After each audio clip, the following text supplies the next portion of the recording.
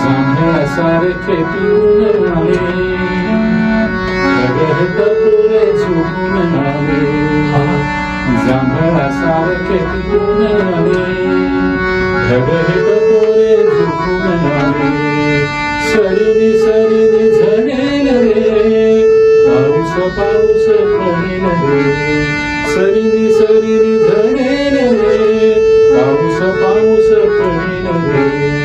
अजून काहीतरी होतं, पिजांचे निरोप कडडले, वाजत चौघडे तडडले, डोंगर पाण्यात डुबेले रे, पाऊस पाऊस पडेल रे, पाऊस पाऊस पडेल. ही अशीच मला सुचलेली आहे तुमची. तसं बाबा सरीवर सरी आल्या ग, सचेल गोपी झाल्या ग, सरीवर सरी आल्या ग, सचेल गोपी झाल्या ग, गोपी झाल्या भिजून चुंबती, करकापती कदंबनी, मना मना तुला टाळंग, तनु तमाज विचारंग, पाहे चिटकी झाल्या ग, सरीवर सरी आल्या ग, सरीवर सरी आल्या ग, सचेल गोपी झाल्या ग, अंबर अंबर वारा ग, गोपी दुधाच्या धारा ग, दुधात गोकुळ जाय बुडून, अजून आहे कृष्ण रडून, मी तू पण सारे विसरून, आपणही जाऊन मिसळून, सरीवर सरी आल्या ग, दुधात धरून झाल्या ग, सरीवर सरी आल्या ग, सचेल गोपी झाल्या ग, सरीवर सरी सरीवर सरी सरीवर सरी झाल्या ग. वा वा वा वा. आता लक्षात नाही काय पाठांतर बापरे. खरंच म्हणजे गॉड गिफ्ट म्हणजे खरंच. नेहमी सांगतो की जिथे सुमती साने तिचं जे काही वाक्य असेल तिथे मी असं म्हणायचो, अडचण येणारच ना. 25-26 माणसं कुठलीही अडचण आली नाही आणि 15 दिवस दौरा झाला असं कधीतरी काही ना काहीतरी अडचणी असत.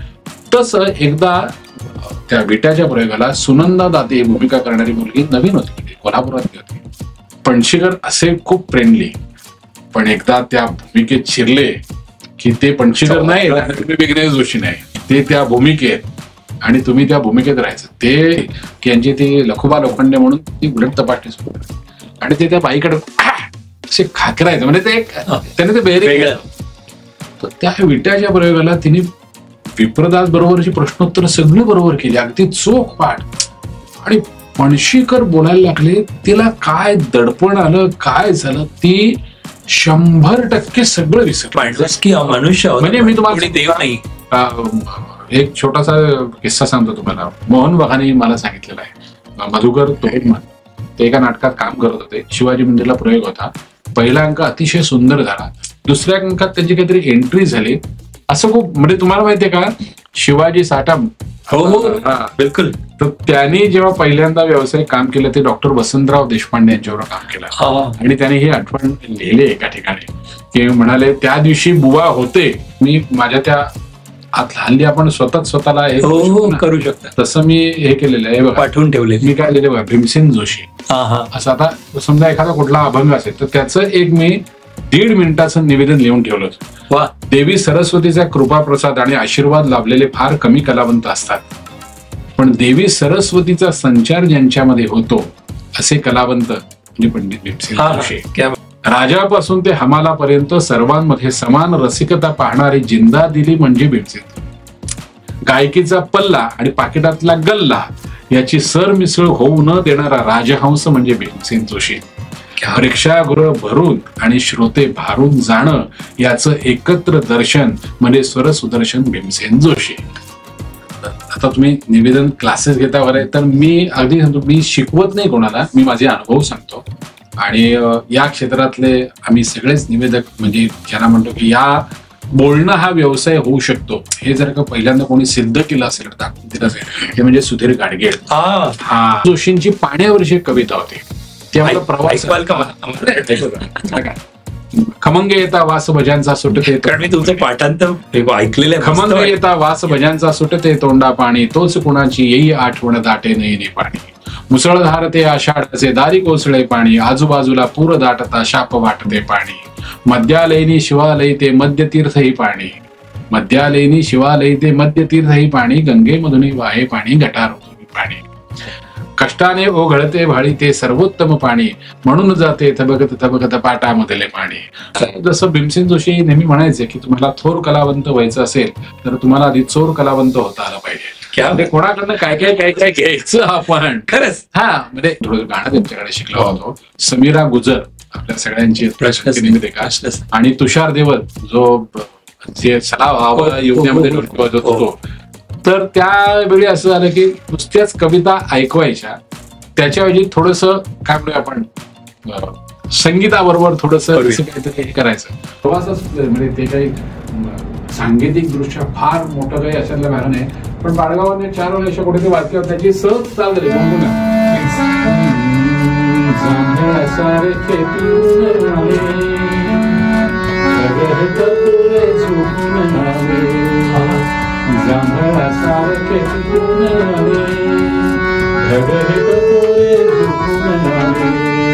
सरिनी सरिनी झडेल रे पाऊस पाऊस पडेल रे, सरिनी सरिनी झडेल रे पाऊस पाऊस पडेल रे. की ते काय आपण केक म्हणतो ना, काहीतरी केक तोच कोणतरी घेऊन यायचा, कोणतरी वांगीच घेऊन यायचा, कोणतरी घरचं काहीतरी, कोणी तांदूळ.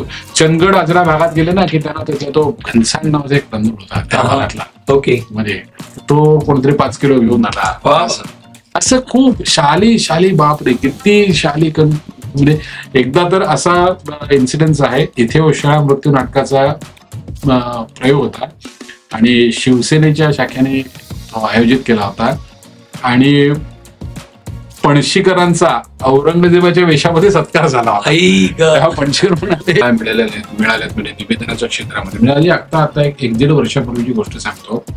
म्हणजे नाव सांगितलं तरी तुम्ही पुढे काय आता विघ्नेश विषय लक्षात आला म्हणा. ते म्हणजे अशातही मी ते लिहिलेलं आहे, मुलाखत घ्यायची मला इंस्टाग्राम वरती आहे. मी म्हटलं तेच म्हणलं ते कशी झाली. कर्णिक आणि ज्याच्या संस्थेला आता 35-36 वर्ष पूर्ण झाले तो जीवनगणित आमचा प्रसाद महाडकर. म्हणजे त्या दोघांमुळे मला ही संधी मिळाली. मला जाऊन एकदा भेटावं लागेल. म्हटलं अरे निर्विवाद म्हणजे पूर्वतयारी नावाचा काहीतरी भाग असतो. तर मी त्यांना जेव्हा भेटायला गेलो बघा म्हणजे आपल्यासाठी देव येतात. लता मंगेशकर आशा म्हटलं आपण काय त्यांच्या पुढे बोलणार. एका वाक्यात आशा त्यांनी मला रिलॅक्स म्हणतो ना आपण केलं. त्यावेळेला विघ्नेश तुम्हाला पाहिजे आणि जमलं तर मी तुम्हाला तो व्हिडिओ प्लीज तुम्ही आपल्या पॉडकास्ट ऐकवा. आशाताई गातायत आणि डोंबिवली 1000-1500 प्रेक्षक एका सुरात गातायत. काय म्हणताय. खूप 4-5 वर्ष झाले की खूप म्हणजे एकदा आमच्या शतजन्म शोधिताना नाटकाच्या रेकॉर्डिंगला अनिल मोहिले साहेब येणार होते हार्मोनियमच्या साथीला आणि काहीतरी त्यांचं दुसरं काही XYZ कारणामुळे ते येऊ शकले नाही. तर भावगंधर्व हृदयनाथ मंगेशकर यांनी सांगितलं जोशीबा तुम्ही बसा आता दिदी बरोबर साथीला. तर प्रश्न म्हटलं तुम्ही दिदी म्हणताय म्हणजे कोणाबरोबर साथीला बसाय सांगताय कळते ना. म्हटलं असं मला विचारत वाटत होतं. तुमच्यासाठी दिदी वगैरे ठीक आहे, आमच्यासाठी देव आहे लता मंगेशकर हे नाव किंवा त्यांचं जे काय गाण्याच्या काहीतरी वेळी असं आशाताईंना वाटलं की दिदीचा आवाज पाहिजे तसा लागला. असं आशात आहे ना आपल्यासाठी तेवढ्याला काहीतरी असं म्हणा दिदी जरा काहीतरी तुझं काय कमी जास्त झालं असं त्या काहीतरी त्यांच्या यायला बोलत असतील ते. दुसऱ्या दिवशी दिदी सगळे तानपुरा घेऊन रियाजाला बसली. आता सांगा याच्या आपण काहीच बोलू शकत नकाची सर म्हणजे कसलीच नाही. म्हणजे रिअली दे आर म्हणजे एवढे का स्टॉलवर्ड्स आहेत तर हे कारण माहिती पडलं. यांच्या भीमसेन जोशी त्यांच्याकडे मी गेलो होतो आमच्या बटाट्याची चाळ नाटकाच्या पहिल्या प्रयोगाला त्यांना पाहिला आणि माझ्याबरोबर समीर देव होते. आम्ही त्यांना नमस्कार केला आणि म्हटलं गुरुजी असा असा प्रयोग आहे तर तुम्ही याल का. म्हणाले येईल 2 तिकिटे ठेवा माझ्यासाठी. तुम्ही या. असं काय लाडक्या व्यक्ती म्हणतो पु ल देशपांडे यांच्या बटाट्याच्या चाळीतील चाळकरांना आशीर्वाद देण्यासाठी काहीतरी स्वरभास्कर भीमसेन जोशी असं आता येस आणि तो असं सटकन त्यांच्यावर गेला. मोहन वाघाने भीमसेन जोशींच्या उंचीचा हार करून आणला.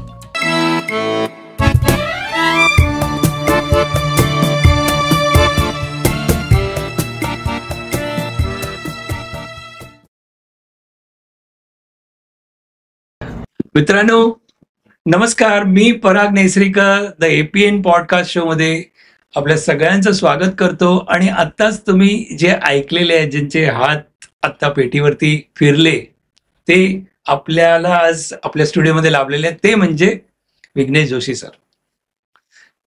नमस्कार. नमस्कार. आज माझ्याकडे सुरुवात करायला मला कॉन्शियस खूप आहे मी परत सांगतो, कारण तुम्ही आता तुमच्याविषयी काय सांगणार. तुम्ही बेस्ट निवेदन करता. पेटी म्हणजे आपण हार्मोनियम वरती तुमचे हात म्हणजे जबरदस्त फिरणार आहेत, आणि एवढा अनुभव प्लस तुम्ही निवेदनाचे वर्कशॉप्स घेतात. तर आज तुमच्या समोर मी आज निवेदन करतो म्हणा, किंवा मी इंटरव्ह्यू काय घेणार, तर मी कमी बोलणार आहे. नाही, तुम्हाला हवं ते विचारा. येस. नाही, जरूर.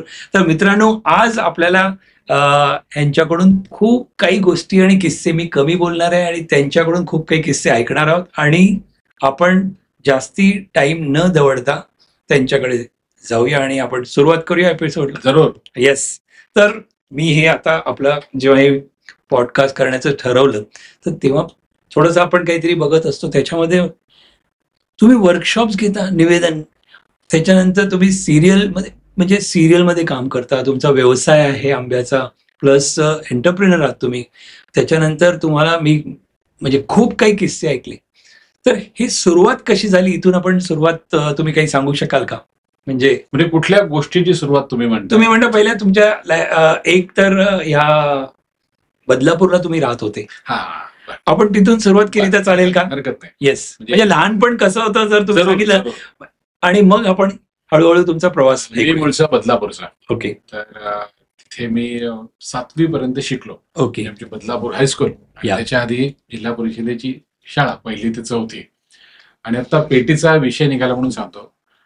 पेटी शिकवायला मला घरी आमचे प्रदीप जोशी म्हणून यायचे. ओके. ते माझ्या आजोबांना साथ करायचे. म्हणजे माझे आजोबा किंवा तिथले अण्णासाहेब साहेबकर, कल्याणचे राजाभाऊ साठे, विश्वास पटवर्धन, ही सगळी मंडळी जेव्हा आमच्या घरी यायची गायला, तेव्हा ते माझे गुरु प्रदीप जोशी साथ करायचे. पण अगदी खरं सांगू का, मी काही पेटी स्वतःहून शिकायला सुरुवात केली नव्हती. ओके. जसं एखाद्या लहान मुलाला अभ्यासाला बसवतात, तो बसत नाही, तसं मला पेटी शिकायची असं माझ्या आई वडिलांनी, ज्याला आपण म्हणतो ना की कंपल्शन केलं. ओके. आणि काय गुरुवारी काय शुक्रवार ते संध्याकाळी यायचे, काय 4 ते 5 वगैरे. तेवढा काय 1 तास आपला मी त्यांच्याबरोबर पेटी वाजवण्यासाठी, जो काय 1 तास असेल तो. आणि ते गेले की पुढच्या त्यांच्या येण्यापर्यंत मी पेटीला हात सुद्धा लावायचो नाही. म्हणजे हौस अशी काही नव्हतीच, किंवा आतून एक असताना की आपण पेटी शिकली असं काही मला वाटत नव्हतं. आपला ठीक आहे, आपल्या घरी येतात, नेहमीच आहेत, आजोबांबरोबर असतात, त्यामुळे ती एक पेटी वादनाची थोडीशी सुरुवात झाली. आणि बदलापूरला आमच्या गणेशोत्सव व्हायचा. ओके. तर खूप जुना, म्हणजे आता सध्या तो होत नाही, पण जवळजवळ सलग 100 वर्ष तो गणेशोत्सव चालू होता. हो. त्यामुळे तिथे छोट्या छोट्या एकांकिका म्हणतो ना, अशा बसवल्या जायच्या 25 मिनिटाची, 30 मिनिटाची. ओके. तर त्या एकांकिकेमध्ये मी, माझा मोठा भाऊ विनाश, नंतर श्रीराम केळकर, जो आता सगळीकडे निवेदन आणि आकाशवाणीवरती जास्त बातम्या वगैरे द्यायला तो, तर असे आम्ही तिथे एक अशी एकांकिका बसवायची ज्यामध्ये स्त्री पात्र नसेल, कारण आम्ही सगळी लहान मुलं काम करणारे. हे वय वर्ष किती असेल साधारण? मी असेल त्यावेळेला 10 वर्षांचा असेल. ओके. 10 एकदम. हा, म्हणजे सांगतो ना, मी 6वी 7वीत असताना तिथे आमच्या बदलापूरच्या गणेशोत्सवात एकांकिकेमध्ये काम केलं. किंवा शिवजयंती आमच्याकडे खूप मोठ्या प्रमाणात व्हायची बदलापूर, 2-3 दिवस उत्सव असायचा. मग तिथे काहीतरी एखादा नाच केलेला आहे, असं काहीतरी, म्हणजे बाल सुलभ ज्याला म्हणतो ना आपण, असं जे जे काही असेल ते सगळे मी बदलापूरला तिथे केलं. तिकडून मग आम्ही आलो ठाण्याला. ओके. आणि ठाण्याला सुद्धा माझे संगीतातले गुरु म्हणजे संगीत भूषण पंडित रामभाऊ मराठे, म्हणजे मी त्यांना गुरु मानतो. त्यांनी असं काही मला समोर बसून वर्षानुवर्ष शिकवलंय असं काही झालं नाही, पण ते जेव्हा कोणाला शिकवायचे तेव्हा आपला सूर धरून बसायचं. काहीतरी गमप कळलं तर नुसतं मप वाजवायचं. असं ते त्यांच्याकडे माझं शिक्षण सुरू झालं. आणि त्यांचे दोन्ही मुलगे संजय मराठे आणि मुकुंद मराठे, हे मला शिकवायचे. वेगवेगळ्या स्केल्स म्हणूया किंवा ताल म्हणूया, जपताल, रूप, किरवा, एक ताल वगैरे असं सगळं. पण तिथे सुद्धा मी काही असं चला आता मला पेटी शिकायची अशाने काय केलं होतं. पुन्हा तेच माझ्या आई वडिलांनी मला फोर्सफुली की तुला जायचंय. हा, त्यांच्या आवडीच. हा, म्हणजे मी माझ्या आयुष्यात जी वेगवेगळी वळणं आली त्यातलं पहिलं वळण हे पेटी आहे आणि पेटीमुळे मग अनेक उत्तम उत्तम वळणं माझ्या आयुष्यात आहे असं मी नेहमी सांगतो. त्यामुळे तिथे जायला सुरुवात झाली आणि तिथून थोडंसं पेटी वादनाचं शिक्षण, मग माझे हार्मोनियम वादनातले गुरु अर्थातच गोविंदराव पटवर्धन यांच्याकडे परिचय झाला आणि मग हळूहळू ना आवड निर्माण व्हायला लागलेली होती. म्हणजे पहिले 6-8 महिने म्हणून एक वर्षभर ठीक आहे क्लासला जाणे, क्लास झाला की घरी येणे, याच्या पलीकडे पेटी आणि माझा काही संबंध काही नाही. पण मग हळूहळू आवड निर्माण व्हायला लागली आणि मग हा सगळा पुढचा प्रवास. पहिल्या पेटीवरती तुम्ही काही शिकलेला ते आठवते का? पण पहिलं गाणं म्हणा किंवा एखादा धून म्हणा, आय डोंट नो. नाही असं काही स्पेसिफिक. माझं शिक्षण झालं प्रदीप जोशी शिकवायचे, ते वेगवेगळ्या काय रागांचे पलटे असेल, समजा काय भूप शिकवला सारेगमपदसा, मग त्यातूनच दुर्गा राग शिकवला सारेगमपदसा, मग 5 स्वरांचे राग, मग मालकंस, मग चंद्रकंस, असं सगळं. मग हळूहळू भैरव थाट, असं सगळं ते म्हणजे मला कसं शिकलो हे थोडंसं आठवतंय. पण असं काही आपण म्हणतो त्याच्यात मास्टरी आलेली असते असं काही झालं नाही. पण हळूहळू आवड निर्माण होत गेली आणि मग त्याला पोषक वातावरण मिळालं ना की मग एक आपला उत्साह सुद्धा वाढतो आणि आपल्याला थोडंसं यायला लागलं की कळतं आता येस आपण आता काहीतरी करू शकतो, असं ते झालेलं आहे. नमस्कार मित्रांनो, तर छोट्याशा ब्रेक नंतर आपण परत विघ्नेशजींचा बरोबर आपण बोलूया आणि पॉडकास्टला पुढे घेऊन जाऊया. तर मला विचारायचं, तुम्ही हे सिरियल्स, निवेदन नंतर ह्याच्यामध्ये ही आवड निर्माण झाली, शिकणं झालं कसं, म्हणजे कसं ह्या क्षेत्रामध्ये तुम्ही वळलात सांगू शकाल का? आणि खास करून ऐकायचंय मला, तुम्ही प्रभाकर पणशीकर सरांबरोबर म्हणजे त्यांचे जे किस्से आहेत, ट्रेनचे किस्से आहेत, विद्याधर गोखलेजींचे खूप खूप आहेत, विचारायचे मला. प्लीज. श्रेष्ठ प्रभाकर पंत पणशीकरांकडे मी सुरुवात कशी झाली? योगायोग म्हणतो ना आपण, किंवा आपण ऍक्सिडेंटली काहीतरी घडतं, तसं ते झालेलं आहे. म्हणजे संगीत भूषण पंडित रामभाऊ मराठे यांच्यामुळे पंडित गोविंदराव पटवर्धन तो प्रवास सुरू झाला आणि त्यामुळे ना संगीत नाटकाला ऑर्गन वादनाची साथ करायची असं एक कुठेतरी थोडंसं ते सुरू झालं होतं. तर भालचंद्र पेंढारकर सौभद्र नाटक बसवत होते आणि ज्ञानेश पेंढारकर अर्जुनाची भूमिका, नंतर नीलाक्षी पेंढारकर सुभद्रेची भूमिका आणि त्यामध्ये कृष्णाची भूमिका करायला विकास जोशी म्हणून एक गायक नट होता. आणि तो मी नव्हेच नाटकात प्रभाकर पणशीकरांकडे काम करायचा. म्हणजे तो कधी सुधीर जाते ही भूमिका करायचा किंवा कधी अरविंद साने ही भूमिका करायचा. आणि शिवाजी मंदिरला एक प्रयोग होता आणि त्यावेळी असं झालं होतं की डोंबिवलीचा सुनील दातार म्हणून जो नट, तो त्यामध्ये सुधीर जाते ही भूमिका करायचा. तर तो त्या किंग जॉर्ज शाळेत नोकरी करायचा. त्याला काहीतरी परीक्षांचं का असं काहीतरी होतं, तो त्या प्रयोगाला येऊ शकत नव्हता. त्यामुळे त्या दिवशीच्या प्रयोगात, म्हणजे अर्थात हे मला 2 दिवस आधी कळलं होतं की त्या दिवशीच्या प्रयोगात त्यांच्याकडे कोणी पेटीवाला नाहीये. म्हणजे काम करायला माणसं आहेत, वाटून घेऊन आपापसात 2-2 भूमिका करून बघा. मला विकास जोशीने विचारलं, कारण मी तिथे ऑर्गनच्या साथीला जायचो सौभद्रेच्या इथे, म्हणजे तालमीसाठी म्हणून. तर विघ्नेश असा एक छोटासा प्रवेश आहे राधेश्याम महाराजांचा आणि सुनंदा जाते, म्हणजे तिला दाखवायचा जो प्रवेश आहे गंगोदय घोटाळ्याचा, ते येशील का पेटी वाजवायला? मी तिथे पेटी वाजवायला गेलो आणि म्हणजे त्यामुळे आपण पणशीकरांना कदाचित माझं पेटीवादन आवडलं असावं आणि त्यांनी सहज विचारलं मला की तुला तुम्ही नव्हेच नाटकात काम करायला आवडेल का? डायरेक्ट. तर मी म्हटलं प्रश्न माझ्या आवडण्याचा नाहीये, म्हणजे प्रभाकर पणशीकरांबरोबर काम करायला मला आवडेल, पण पणशीकरांना आवडेल का माझ्या बरोबर काम करायला? क्या बात आहे. गमतीने. मग तिथे वासुदेव जोशी ठाण्यात राहायचे ते, तर सुप्रसिद्ध गायक नट म्हणाले, हा वासुदेव जोशी आमच्याकडे गेले अनेक वर्ष तोमिनोज मध्ये काम करतो आहे, तो उद्या याच्याकडे जा, तोमिनोजचं पुस्तक त्याच्याकडे आहे, एकदा त्याला वाचून दाखव.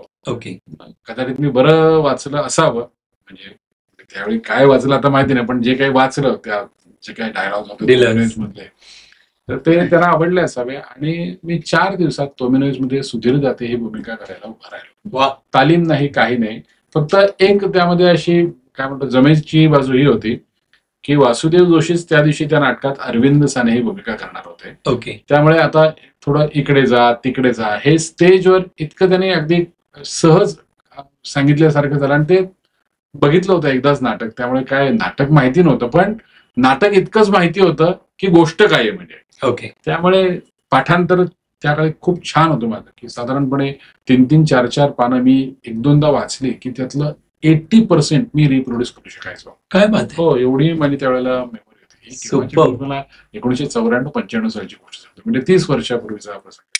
आणि मग तिथून ना प्रवास सुरू झाला. ओके. मग तिथून अश्रूंची झाली फुले या नाटकात पणशीकरांनी काम केलं. म्हणजे अश्रूंची झाली फुले आणि तोमी नव्हेच आमचे असे अलटून पलटून सारखे दौरे असायचे, की एकदा 5-6 दिवसांचा हा दौरा झाला तोमी नव्हेचा की 2-3 दिवसाची गॅप की लगेच अश्रूंची झाली फुले नाटकाचा दौरा. ते सुद्धा नाटक माझ्याकडे शशी जोशी म्हणून काम करायचे. तर त्यांना काहीतरी अडचण झाली म्हणून आयत्या वेळी मला पणशीकरांनी सांगितलं की विघ्नेश, आपल्याला 4 दिवसांनी अश्रूंची झाली फुले नाटकाचा दौरा आहे आणि 2 प्रयोग आहेत पहिले. म्हणजे पहिला प्रयोग औरंगाबादला आणि दुसरा प्रयोग जळगावला आहे. तर तुला ही प्रोफेसर भिकाजी शांताराम क्षीरसागर ही भूमिका करायची आहे. तर म्हटलं बरं. पुस्तक घेतलं आणि त्या नाटकात तात्या आरोळे ही भूमिका करणारे अप्पा गजमल, खूप मोठे नट, पणशीकरांचं त्यांना म्हणजे पणशीकरांबरोबर खूप वर्ष त्यांनी काम केलं होतं. तर कांदिवलीत त्यांच्या घरी गेलो, त्यांच्याबरोबर तालीम केली आणि ते आणि मी अशी ती जोडगोळीच होती नाटकात, 2 प्रोफेसर.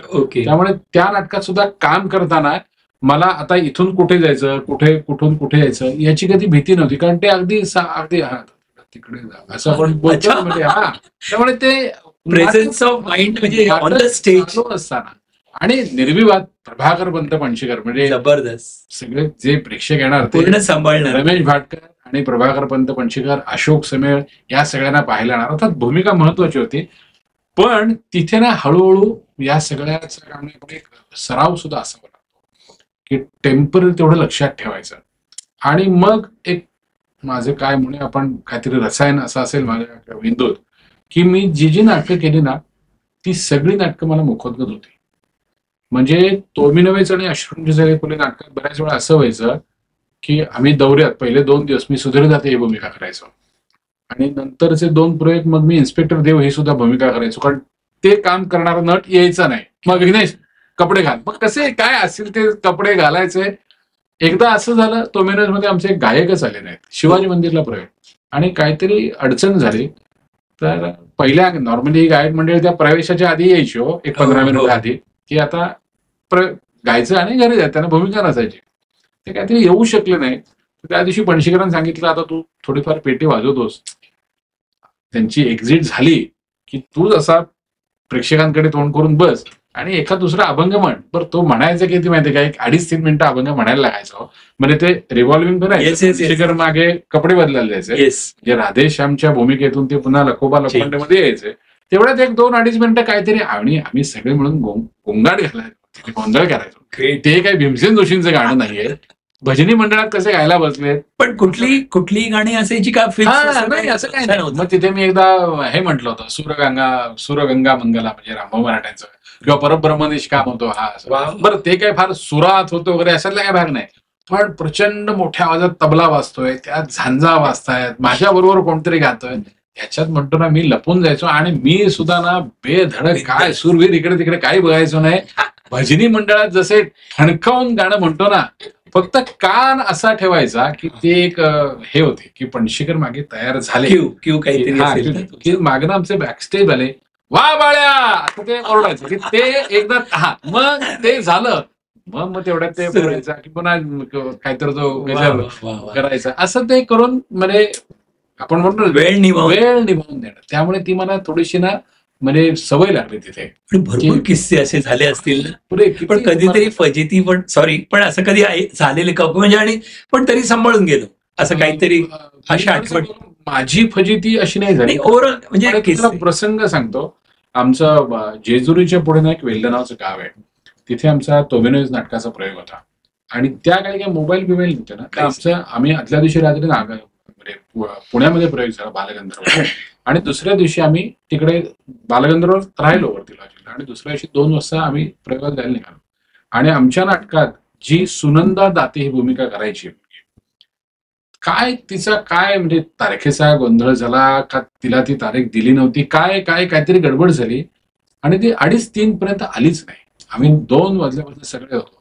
शेवटी पणशीकर म्हणजे त्यांच्यातला निर्माता सुद्धा कसा एक आपण जागृत असतो, तर त्यांनी मला बोलवलं विघ्नेशकडे. म्हटलं काय, नाटक सगळं पाठवलं. हो, समजा आजच्या नाटकात सुमती साने नसेल तर तू सगळं बोलू शकशील. हो बाबा करू शकतो, कारण त्यावेळी ना ते स्टेजवर नसायचे पणशीकर, ते एकदा दिवाकर दातार म्हणून यायचे आणि मग दाजी शास्त्री दादा म्हणून हा. म्हणजे मधली जी सगळी जागा आहे ती आम्हाला भरायला लागायची म्हणजे.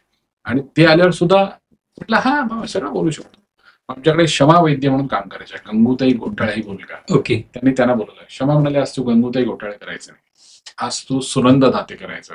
आणि ही सगळी मंडळींना तयार झालेली होती पंतांच्या तालमीत. सगळ्यांना सगळं पाठ होतं. म्हणजे आम्ही गमतीने, रसिको प्लीज माझा Yes, आगाऊ yes, म्हणा yes. तुम्ही म्हणू नका.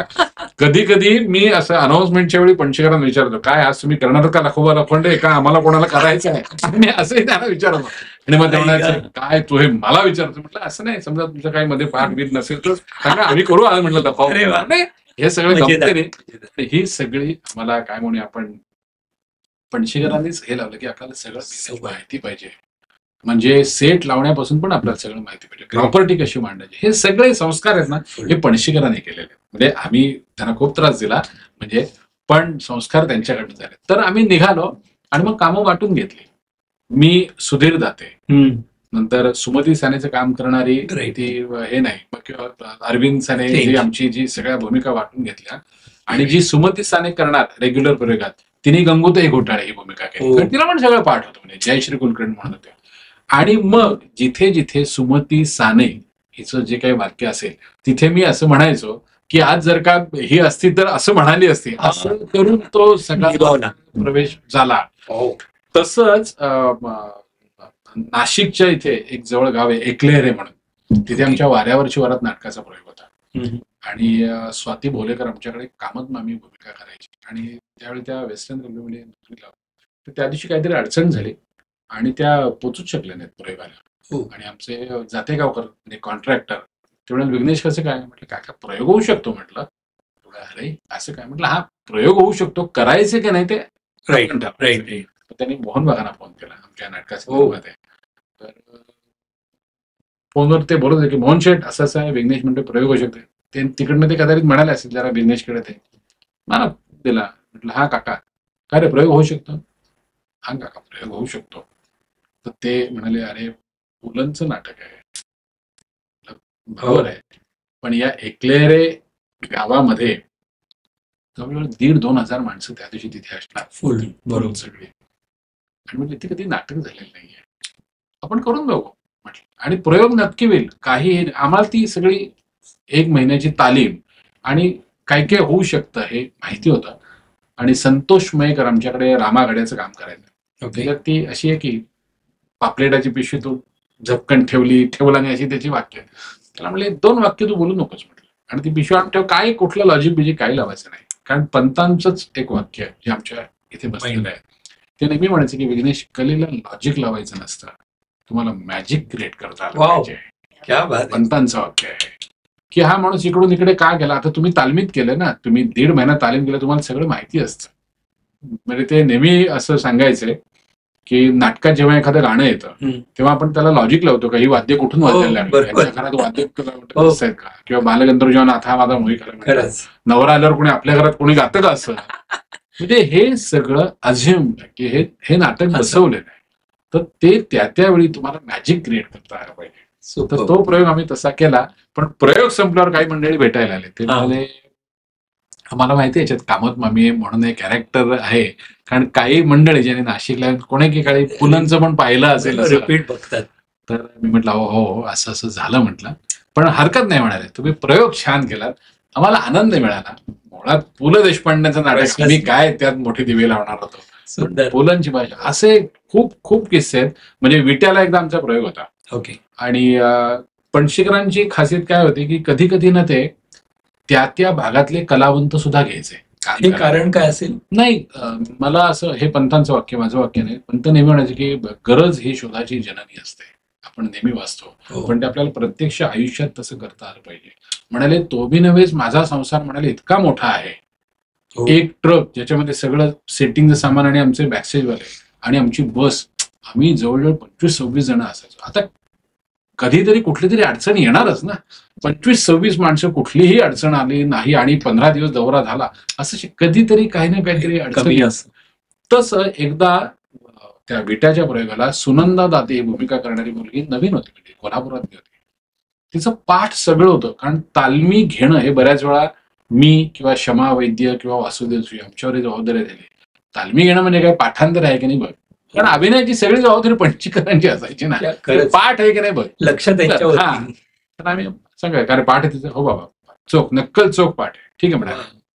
आणि पणशीकर असे खूप फ्रेंडली, पण एकदा त्या भूमिकेत शिरले की ते पणशीकर नाही, तुम्ही विघ्नेश जोशी नाही, ते त्या भूमिकेत आणि तुम्ही त्या भूमिकेत राहायचं. ते एक सेकंद सुद्धा कुठे एवढं मिस होऊ देणार नाही. त्यांचा जो काही त्यांनी ठरवलेला सगळा त्याच्या बिझनेस, तर ते काय करायचंय, विप्रदाशी ती हे तपासणी झाली की यांची ती लखुबा लोखंडे म्हणून ती उलट तपासणी सुरू करायची आणि ते त्या बाईकडे असे खाकरायचं, म्हणजे ते त्याने ते बेरे. तर त्या विट्याच्या प्रयोगाला तिने विप्रदास बरोबरची प्रश्नोत्तर सगळी बरोबर केली, अगदी चोख पाठ. आणि पणशीकर बोलायला लागले, तिला काय दडपण आलं, काय झालं, ती 100% सगळं विसरले. ब्लँक. बाई नाव काय तुमचं? सुनंदा. याच्यानंतर तिला पुढे काही बोलताच आलं नाही. म्हणजे अशी स्टेजवर 10 ते 12 सेकंद ब्लँक गेली. तो मोठा टाइम आहे. हा, 12 सेकंड शांत, 5 सेकंद काहीच बोललो नाही. लोक म्हणतात काय झालं. एक्झॅक्टली तशी शेवटी ते पणशीकर गोळून प्यायलेलं सगळं, म्हणजे व्यवसाय आणि अभिनय आपण काय बोलणार त्यांच्याशी. तर त्याने असं काहीतरी वाक्य केलं की त्यांना कळलं ही आता पुढे काही बोलणार नाही. तर त्याने जे जज म्हणजे त्यांना सांगितलं की साहेब त्या काही बोलत नाही, माझी साक्षी संपली, तुम्ही काही म्हणाल तरी तो मी नव्हेच. म्हणजे त्यांनी ते करून तिची वेळ निभावून झाली. म्हणजे ग्रेट. आता ज्यांनी नाटक पाहिलं असेल त्यांना कळलं असेल की काहीतरी, ज्यांनी पाहिलंच नसेल त्यांना अच्छा असेल असं ब्लँक झाली असेल खरं. आणि मध्यंतर जेव्हा पहिला अंक संपला तेव्हा त्या मुलीला बोलवलं. आणि बघा आता एखादा माणूस असतो तो चिडला असतो, पणशीकर चिडले नाहीत. त्यांनी तिला कॉन्फिडन्स दिला. होतं म्हणाले सगळे विसरतात, आम्ही सुद्धा कोणी विसरलो नाही, तुझा पुढे एक प्रवेश आहे अजून त्या प्रमिला परांजपे बरोबर, त्या प्रवेशात सुद्धा मीच येणार आहे, दिवाकर गणेश जाताना आणि कॅप्टन अशोक परांजपे म्हणून. तर तू घाबरू नकोस, तुझी नक्कल तू फक्त चोख बडबड. तुझी समजा डावीकडच्या ऐवजी तू उजवीकडे गेलीस, त्यांनी काही फरक पडत नाही. स्टेजवर कोण कुठे गेलं, लोकांना कुठे माहिती आपण काय बसवलं ते.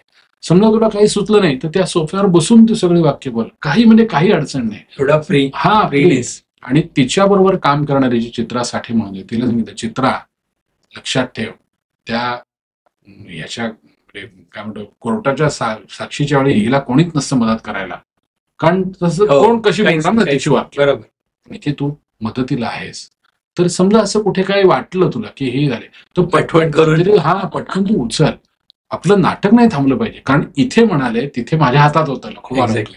इथे म्हणाले एखादं वाक्य आल्याशिवाय त्याच्यावर मला बोलता येणार नाही. त्यामुळे ते सगळं तू कर. आणि मला पण सांगितलं तिथे मी तो एक सुब्रमण्यमचा रोल करायचो तिथे, आणि कधी म्हैसूर इन्स्पेक्टर किंवा सुब्रमण्यम तर मला बोलवलं, म्हणाले विघ्नेश लक्ष ठेवा म्हणाले, तिला दाबू नका म्हणाले. म्हणजे एखादा माणूस भीतीपोटी ती बोलत असेल त्याला बोलू दे, पण जरा असं वाटलं की जरा गडबड होते तर तिला लगेच ते वाक्य उचलायचं. म्हणजे नाही तर एखादा असं काय तू हे झाली चिडली वगैरे चिडले असेल आणि त्याचा पुढच्या वरती असं ते म्हणजे असं नाही, एकमेकांना सपोर्ट देत असे खूप किस्से. पण मला इथे एक प्रश्न विचारायचा की तुम्ही आता सांगितले, म्हणजे correct me if I am wrong, की तुम्हीच म्हणाला तुमच्याविषयी पण की मी कधी हा रोल करत होतो, कधी हा कधी हा कधी हा, असे तुमच्या व्यतिरिक्त बाकीचे पण व्यक्ती खूप लोक असे करायचे ना. पण असं चेंज होताना कधी इकडचं वाक्य तिकडे, कधी ह्या नाटकात त्या नाटकामध्ये तरी नाही तुमचं किंवा दुसरे कोणी असं झालं का? एक कुठला तरी किस्सा सांगितला होता मला, म्हणजे मी कुठेतरी ऐकलं की ते लागोपाठ नाटक होतं, अश्रूंची झाली फुले आणि तुम्ही मग मी ते म्हणाले म्हणजे ते ऍक्सेप्ट केलं की हे त्याच्यामुळे गेट आउट काहीतरी ते त्याच्यावर काय झालं म्हणून म्हटलं अश्रूंची झाली फुले म्हणजे त्याने ते प्रत्येक कॅरेक्टरची आपण लकब घेतली, ते गेट आउटचं हे ठेवलं. आणि ते झालं संध्याकाळी इथे उशाळा मृत्यू नाटकाचा प्रयोग होता, आणि त्यामध्ये इकडे ते प्रोफेसर म्हणजे प्रिन्सिपाल विद्यानंद आणि तिकडे औरंगजेब, म्हणजे इथे उशाळा मृत्यू नाटक हे त्यांच्या बाबतीत पणशीकरांच्या बाबतीत झालं. मला वाटलं कुठल्या पणशीकरांच्या बाबतीत काय झालं, नागपूरला प्रयोग होता आणि म्हणजे हा स्वतः पणशीकरांनीच सांगितलेले. आणि म्हणाले दुपारी अश्रूंची झाली बोलले तरी त्याने ते गेट आउट असं ते आहे भूमिकेचं हे पकडलं होतं, बेरिंग पकडलं. आणि इथे शाळा मृत्यूमध्ये जेव्हा असं तो असद खान आणि तो हे सांगत येतो की आम्ही संभाजी महाराजांना अमुक अमुक करत होतो आणि हे करतानाच संभाजी मर गया वगैरे असं ते काही काही ते वाक्य आहेत. तर त्याच्यात त्यांना असं होतं की चले जाऊ यहाँ से असं त्यांना ते बोलायचं. तर त्या काय जोश होते तसेच होते ते पटकन गेट आउट. आता औरंगजेब गेट आउट म्हणतोय हे कसं म्हणलं म्हणजे कधी कधी आपण होतो ना. ते ना त्या दिवशी ते नाटक काय म्हणे आपण रेकॉर्ड झालं होतं. तर तिथले जे मला वाटतं देशमुख म्हणून एक ते वकील होते ते म्हणाले पंचेकर साहेब काय नाही आपण ते तेवढं काय म्हणे आपण कापूया आणि मग करूया. पंचेकर म्हणाले अहो तुम्ही ते जे रेकॉर्ड झाले ना त्यावरच मिटू शकाल, जे माझ्या इथे झालंय ना ते कसं मिटवणार. ते म्हणाले राहू दे म्हणाले. पंचेकर म्हणाले की प्रत्येक कलावंत असं नाही, प्रत्येक माणसाने म्हणजे भगवान विष्णू त्यांना भक्त लांछन एका भक्ताने त्यांच्या छातीवर लाथ मानली आणि ते त्याने ते मिरवायचं. पंचेकर नेहमी म्हणायचे की आपल्याला आपले पराभव सुद्धा मिरवता आले पाहिजे. म्हणजे पराभव सांगताना तुमच्या मनात म्हणजे हे पाहिजे की अरे आपण चुकलो हे पाहिजे, पण ते तुम्हाला तितक्याच मोठ्या मनाने सांगता पण आले बरे अरे त्या दिवशी ना मी चुकलो होतो बरं का. खरंच आहे म्हणजे ते मोठी व्यक्तीच करू शकतो. माझ्या हातून हे चूक झालं बरं का, त्या दिवशी मी काम करताना मी चुकलो, त्या दिवशी मी विसरलो होतो बरं का. म्हणजे आता काही दिवसांपूर्वी बघा ना म्हणजे काही नतद्रष्ट माणसं असतात. माझा खूप जवळचा मित्र शरद पोंक्षे पुरुष नाटकाचा प्रयोग होता बालगंधर्वला आणि तो विसरला. तो इतकं काम करतोय सध्या म्हणजे करत होता, त्याची व्याख्यानं म्हणजे खूप स्ट्रेस. सकाळी जर का तो सावरकरांबरोबर बोलणार असेल 2 तास तर 1 तासभर झोपतो आणि लगेच तो बाजीराव पेशवे यांच्यावरती पुन्हा 2 तास बोलतो आणि रात्री 9:30ला तो प्रयोगाला येतो. शेवटी काय असतं वयोमान परत किंवा कोणी माणूस आपण एरवी सुद्धा विसरतो ना असं अरे यार विसरलो रे असं आपण म्हणतो. ते काय त्याने नाटकात आता नाटक बंद करावं म्हणून तो काही मुद्दाम विसर नाही. तो विसरला त्या दिवशी. म्हणजे मला माहिती आहे त्याने मुलांना सांगितलं की 2-3 दिवसाची त्याची धावपळ काय ते प्रवास त्याचे असतील खूपच आणि झालं इतक्या वर्षात असं कुठेतरी एखादं हे झालं. मी म्हणजे काही जणांनी त्याला खूप सपोर्ट केला. मी तर अगदी काय ओके ठीक आहे अरे विसरू शकतो ना. काही आपल्याकडे असतात नतद्रष्ट माणसं काही त्याच्यावर काही बोलतात. तर मला त्या अशी जी मंडळी त्यांना असं सांगावंसं वाटतं की तुम्ही कधीतरी सलग एक 72-75 तास काम करा आणि एखाद्या नाटकात काम महत्वाची भूमिका ज्याला मी म्हणतो अशी करून बघा आणि जयवंत दळवी वगैरे अशा लोकांची भाषा बोलून बघा. एखाद दुसरा शब्द इकडे तिकडे झाला ना तरी तत्पप आपली होते पुढे काय बोलू येत नाही आणि त्यामुळे कंटिन्युअस असं होऊ शकतं. शेवटी आपण ह्युमन बिंग आहोत मनुष्य आहोत. म्हणजे मी तुम्हाला देव नाही. एक छोटासा किस्सा सांगतो तुम्हाला. मोहन वाघाने मला सांगितलेला आहे. मधुकर तोरडमल ते एका नाटकात काम करत होते. शिवाजी मंदिरला प्रयोग होता. पहिला अंक अतिशय सुंदर झाला. दुसऱ्या अंकात त्याची काहीतरी एंट्री झाली आणि म्हणजे ते इतके ब्लँक झाले की नाटक कुठलं आहे हे इतकं ब्लँक होणं म्हणजे डायलॉग न आठवणं कोणतरी सांगितलं शकतं. ते त्याने चक्क सांगितलं की थांबा म्हणाले मी विसरलोय. आणि आमच्याकडे मधु दळवी म्हणून जे टेप रेकॉर्डर ऑपरेटर म्हणून ते होते. त्याने मधु स्क्रिप्ट आहे. आता 1.5 महिना तालीम झाले इतके प्रयोग झाले म्हटल्यावर त्यांना स्क्रिप्ट वाचायची काही गरज आहे का. पण नाही पूर्ण त्या 10-12 सेकंदासाठी त्यांना काहीही आठवत नव्हतं. आता हा काय त्याचा दोष नाही. मग त्याने केला आणि मग प्रयोग पुढे चालला झाला. असं खूप म्हणजे तुम्हाला माहितीये का शिवाजी साठम बिलकुल. तर त्यांनी जेव्हा पहिल्यांदा व्यावसायिक काम केलं ते डॉक्टर वसंतराव देशपांडे यांच्यावर काम केलं आणि त्याने ही आठवण लिहिली एका ठिकाणी की म्हणाले त्या दिवशी बुवा होते म्हणून म्हणाले माझी नय्या पार झाली. कारण म्हणाले मी एंट्री घेतली समोर एक 500-600 जणांचा ऑडियन्स आणि समोर डॉक्टर वसंतराव देशपांडे त्यांचं मी सगळं विसरूनच गेलो. आणि पहिला अंक संपल्यावर डॉक्टर वसंतराव देशपांडे त्यांच्यावर चिडले नाही. ते म्हणाले काय झालं बाळा अमुक झालं का काही हरकत नाही एकदा जरा आपण रिफ्रेश करतो ना एकदा जरा बघतो. आणि त्याने एका बॅकस्टेजवाल्याला सांगितलं अरे याची नाटकात जिथे जिथे काय असेल ना तर कोणीतरी जरा प्रॉम्प्टिंग साठी मागे स्क्रिप्ट घेऊन उभे राहा. म्हणजे हा वसंतरावांचा पण किती मोठे असं होऊ शकतं. हा संगीत भूषण पंडित रामभाऊ मराठे ते गाणे सौभद्रमध्ये काहीतरी लाल शाल जोडी जरतारी आणि स्फटिकाची ती सुबक कुंडले असं ते हे आणि साथीला गोविंदराव पटवर्धन होते. आणि नाटकात बैठकीत गाणं वेगळं असतं नाटकात गाणं वेगळं असतं. तर गोविंदरावांच्या लक्षात आलं की ना काहीतरी गडबड झाली. जे वरती कृष्णाच्या भूमिकेतलं आपलं रामभाऊ काहीतरी विसरल्यासारखं त्यांना वाटलं. तर त्यांनी फक्त नजरेने एकमेकांचं असताना की त्यांनी ते उजव्या हाताने ते वाजवलं काय लाल त्याला जोडी जर तारे, आणि डाव्या हाताने त्याने कान फक्त असा केला स्फटिकाची, म्हणजे याच्यावरनं वाव. आणि रामभाऊने पुढची रोल घेतली.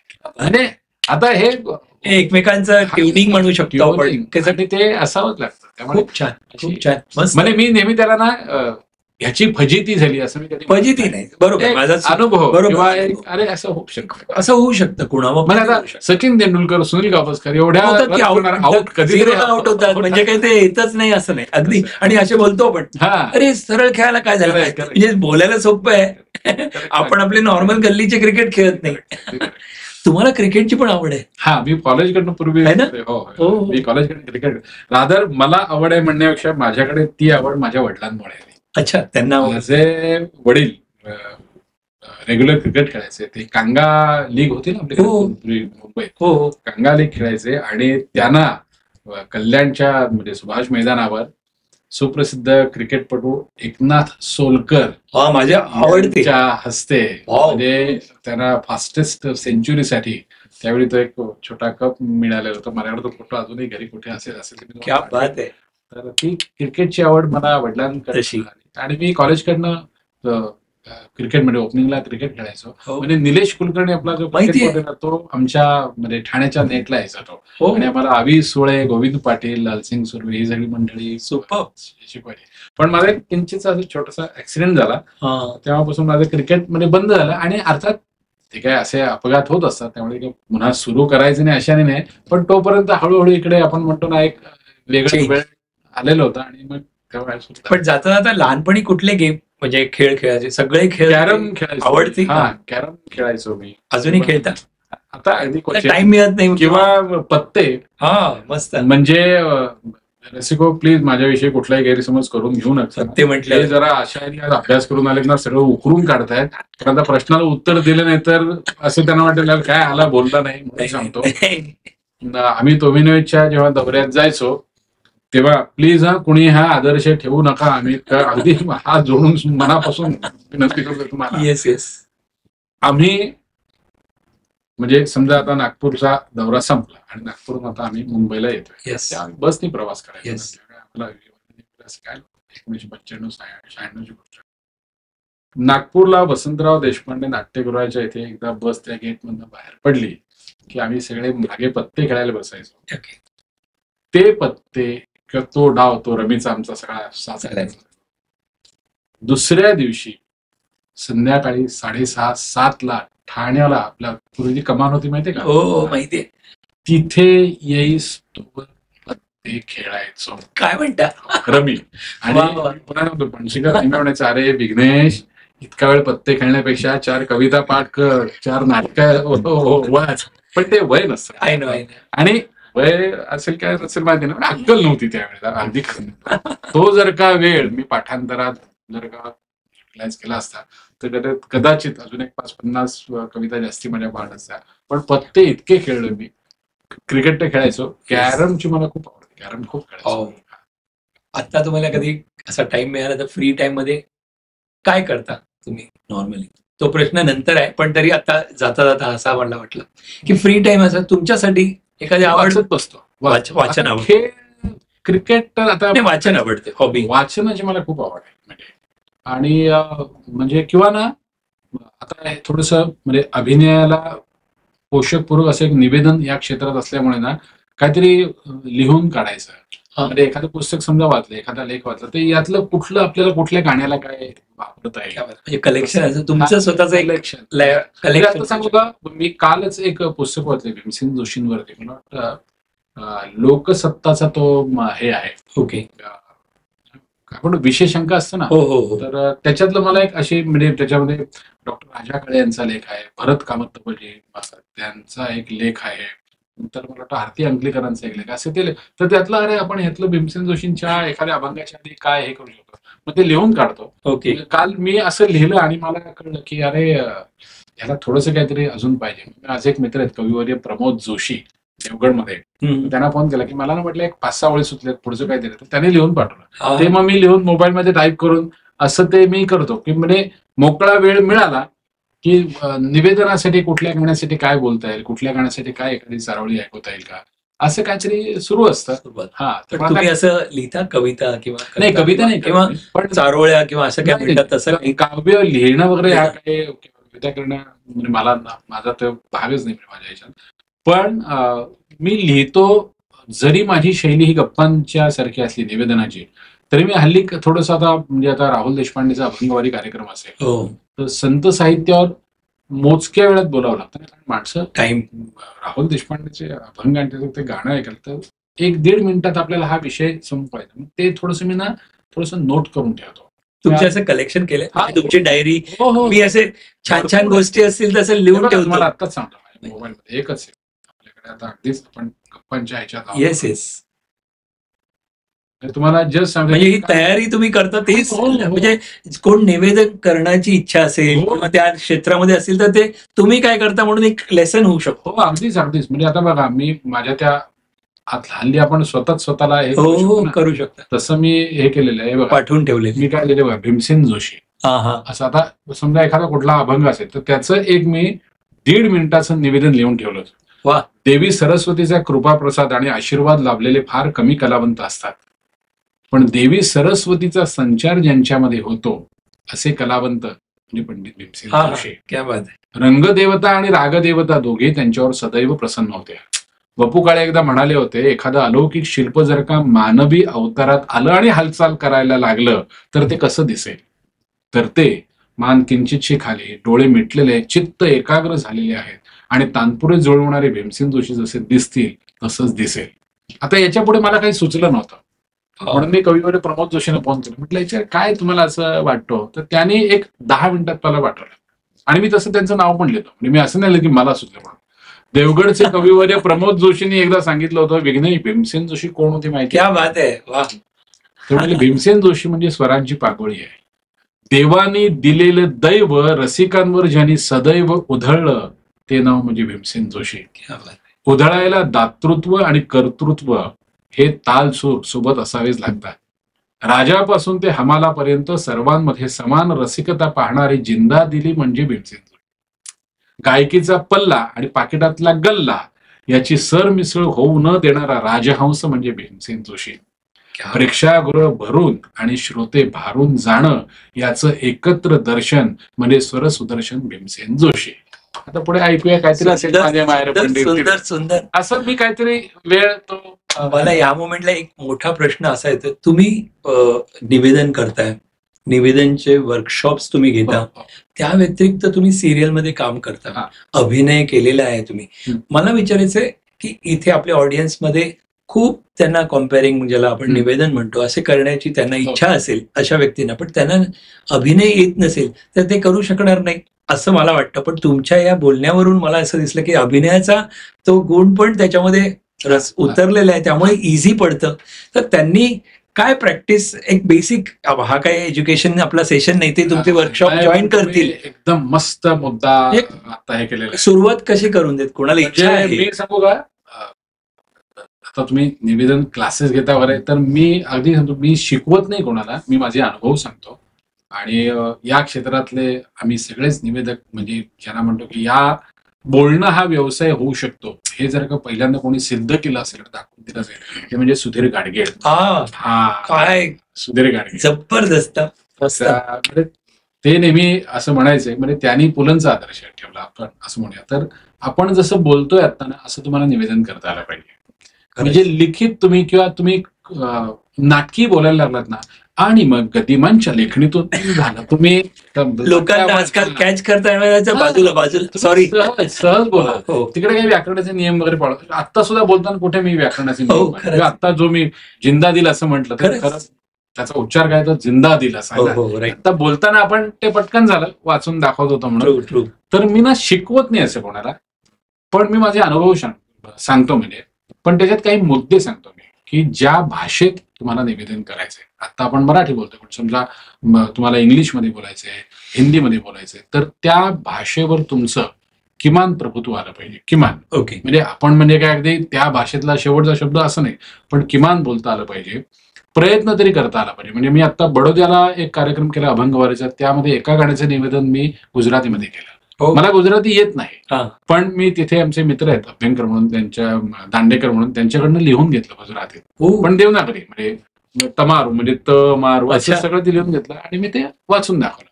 तसं आता मी बंगलोरला गेलो, तिथे मी कानडीत निवेदन केलंय क्या बात आहे. का. तसं मी शिरसीला गेलो होतो, मी प्रथमेश लगाटे, मुग्धा वैशंपायन, तर तिथे संपूर्ण कार्यक्रमाचं निवेदन मी कानडीत केलं होतं. छोटं छोटं केलं, क्या बात आहे. पण हुबळीला एक प्रभा आपटे म्हणून आहेत, त्यांच्याकडनं मी ते करून घेतलं होतं. आणि मी ही सगळी नावं सांगतो की मला कानडी भाषा येत नाही, पण यांच्याकडनं. तर जी भाषा ती किमान ज्याला म्हणतो ना आपण, कसं म्हणतो की पास होशील ना, 35 मार्क मिळवशील ना, खरंच तसंच आहे की किमान एवढं बोलशील ना, राईट. तशी त्या भाषेवर प्रभुत्व पाहिजे. दुसरी गोष्ट सगळ्यांनी सांगतो की त्याची जी प्रमाण भाषा असेल ती तुम्हाला आली पाहिजे. आता काही जण मला तिथे उलटा प्रश्न विचारतात की म्हणजे बोलीभाषांना तुम्ही मानत नाही का? तुम्हाला तसं सांगायचं नाहीये. मला कोल्हापूरकडची जी मराठी असते ती पण आवडते. तो आलता तो गेलता तसं नको, हेही आवडतं. पण आपण जर का उद्या नागपूरमध्ये निवेदन करतोय आणि मी जर का कोल्हापुरी ढंगातली मराठी भाषा बोलली तर ती तिथे होणार नाही. हा, मग तिथे जे प्रमाण म्हणतो ना आपण की प्रमाण मराठी साधारण ऑडियन्सला जे आवडेल ते चालेल बरं. किंवा उलट मी जर का उद्या कणकवलीत निवेदन करतोय आणि मी जर का वैदर्भी बोलीत काहीतरी काय बे राहून राहिले आम्हाला असं करायला तरी आवडणार नाही. बरोबर. त्यामुळे प्रमाण, शब्दोच्चार, मनन, चिंतन आणि प्रचंड पाठांतर. आता काही जण म्हणतात की आपल्याला कुठे कविता ऐकवायची एकामागून, नाहीच ऐकवायच्यात निवेदनात, पण तुमच्याकडे जेव्हा 40 कविता पाठ असतात तेव्हा कुठली कविता कुठे सादर करायची हे तुम्हाला कळलं पाहिजे. खरंच म्हणजे एकदा, आणि अनुभव पण असतो. पाण्यातले पाहता हे गाणं होतं, त्याचं निवेदन करायचं होतं आणि काय कोणाच शोक मला असं वाटलं की म्हटलं आपण खळे साहेबांची यादी बोलू, आशा भोसलेंची आठवण सांगू, गीतकार कोण सांगू, काय सिनेमाचं नाव सांगू. पण त्या दिवशी असं आलं की ना मध्ये वेळ होता, काहीतरी वाद्य लावायला म्हणतो ना, काळी एक असं काहीतरी होतं. तर मला ना तिकडनं तबलजीने कोण केलं की दादा जरा थोडस जास्ती बोलतो, म्हणजे फक्त आपलं 40 सेकंदात गाण्याचा रेफरन्स दिला. तर त्यावेळी पाठांतर खमोज जोशींची पाण्यावरची एक कविता होती, ती आपला प्रवास. खमंग येता वास भज्यांचा सुटते, कारण मी तुमचं पाठांतर ऐकलेलं आहे. खमंग येता वास भज्यांचा सुटते तोंडा पाणी, तोच कुणाची येई आठवण दाटे नयनी पाणी. मुसळधार ते आषाढाचे दारी कोसळे पाणी, आजूबाजूला पूर दाटता शाप वाटते पाणी. मद्यालयनी शिवालय ते मध्यतीर्थ ही पाणी, मद्यालयनी शिवालय ते मध्यतीर्थ ही पाणी. गंगेमधून वाहे पाणी, गटारातून पाणी. कष्टाने ओघळते भाळी ते सर्वोत्तम पाणी, म्हणून जाते थबकत थबकत पाटामधले पाणी. विष्णूचे अवतार 10 पण लाख रूपातून पाणी, म्हणून पृथ्वीवरती मातीच्याही तिप्पट पाणी, म्हणून पृथ्वीवरती मातीच्याही तिप्पट पाणी. आता मी तुम्हाला पटापट पण कार्यक्रमात एकसा वेळ घेऊ आणि एक कान तबलजीकडे की त्याचा तबला लावून झालाय ना. हा, म्हणजे काय होतं माहितीये का, मी आता एक कविता ऐकली, मग आता पुन्हा काय घन घन मला गाणं असेल, मग लगेच पाडगावकरांची अजून एखादी कविता किंवा गदिमान विषय बरोबर असंही नाही करायचं. त्या वेळेला आपलं बोलणं कंटाळवाणं होणार नाही आणि कार्यक्रम गाण्याचा आहे याचं भान ठेवून हे सगळं करायचं असं. तर असे काही मुद्दे किंवा माझे काही अनुभव असं मी सांगतो. म्हणजे प्रत्येकाने जर कोण आता सुरुवात करत असतील निवेदनाच्या हिशोबाने, तर त्यांनी पहिल्या दुसरे तिसरे एक टिप्स म्हटले तर काय, तुम्ही सांगितलं भाषा, आधी भाषेवर काम करा, पाठांतर, पाठांतर, निरीक्षण. म्हणजे किती उत्तम उत्तम निवेदक आपल्याकडे डॉक्टर धनश्री लेले, जबरदस्त, समीरा जोशी, संपदा जोगळेकर, सुधीरकरांचं मी नाव एरवी घेतच नाही कारण ते तुम्हाला त्यांना तुम्ही बघितलंच. खरंच अरुण नुलकर, असे किती काय नावं छान छान सांगितली, म्हणजे अनेक आहेत, ग्रेट आहेत. हो खरंच, म्हणजे हे निरीक्षण पण पाहिजे तुमचं. मस्त. जसं भीमसेन जोशी नेहमी म्हणायचे की तुम्हाला थोर कलावंत व्हायचं असेल तर तुम्हाला आधी चोर कलावंत होता आला पाहिजे. म्हणजे कोणाकडनं काय काय काय काय घ्यायचं आपण. खरंच. हा, म्हणजे अर्थात चांगल्या गोष्टी तर ते आपल्यामध्ये मोल्ड करायचं आणि मग ते सादर, आणि ते पण कुठल्या ठिकाणी किती बोलायचं, कुठे थांबायचं, तसं ते प्रत्येकाचं माप त्यामुळे. आणि अभिनयाचं तुम्ही म्हणालात त्याचं थोडासा यायला पाहिजे, कारण तुमच्या मी आता सहज तुम्ही बोलत गेलात पण मला दिसत होतं ते की हा एक्सपिरियन्स त्याचा फायदा होतोय. आता जर का एखादी थोडीशी गंभीर वळणाची कविता असेल, म्हणजे एकदा एक गाणं होतं, भारतीय नागरिकांचा घास रोज रडतो, सैनिक हो तुमच्यासाठी, खरं तर हे सगळं आपण म्हणजे पडद्यावर दिसणाऱ्या कोड, संगीत दिग्दर्शक हे सगळं आपण सांगतो, म्हणजे ते लोकांना आज युट्यूबवर बघूच शकतात. बघू शकतो. मग याच्या आधी काहीतरी निवेदन करायचं ना, तर म्हणजे असं त्या दिवशी सुचलं मला. गदिमांची कविता, युद्धानंतर काय जगावर राज्य नांदणे शांतीचे. वा. युद्धानंतर काय जगावर राज्य नांदणे शांतीचे, युद्धानंतर चढतील गगनी पुन्हा मुंबई नीतीचे, युद्धोत्तर मग पुन्हा प्रयत्न दुसऱ्या युद्धाचे. कविता अजून थोडीशी, पण मी आता हे करताना जरा का मी हसत, युद्धानंतर काय जगावर राज्य नाही, अर्थाचे अनर्थ होतील खरंच. असं तो हे आहे ना. किंवा आता पाडगावकरांची कविता, म्हणजे पेटीवादनावरनं विषय निघाला म्हणून तुम्हाला सहज सांगतो. हो, आम्हाला मध्ये जरा बरोबर. पूर्वी ना आम्ही कार्यक्रम करायचो एक आनंद यात्रा कवितेची. हा. म्हणजे मी, माझी बायको कल्याणी जोशी, समीर देव जो बाबूजींकडे राहून थोडं गाणं त्यांच्याकडे शिकला होतो, समीरा गुजर आपल्या सगळ्यांची निमित्तिका, आणि तुषार देवत जो जे सलाव हवा युवत्यामध्ये वाजवत होतो. तर त्यावेळी असं झालं की नुसत्याच कविता ऐकवायच्या, त्याच्याऐवजी थोडस काय म्हणूया आपण संगीताबरोबर थोडस काहीतरी हे करायचं. म्हणून त्यावेळी अशा काही काही कविता, आणि त्याच्यात मग आम्ही काही पावसाची गाणी असं हे केलं होतं.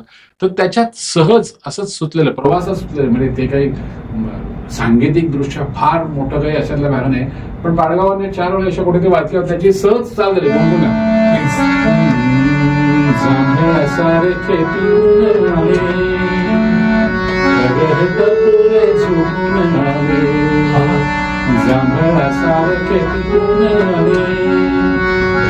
टपोरे झुकून आले, सरीनी सरीनी झडेल रे, पाऊस पाऊस पडेल रे, सरीनी सरीनी झडेल रे, पाऊस पाऊस पडेल रे.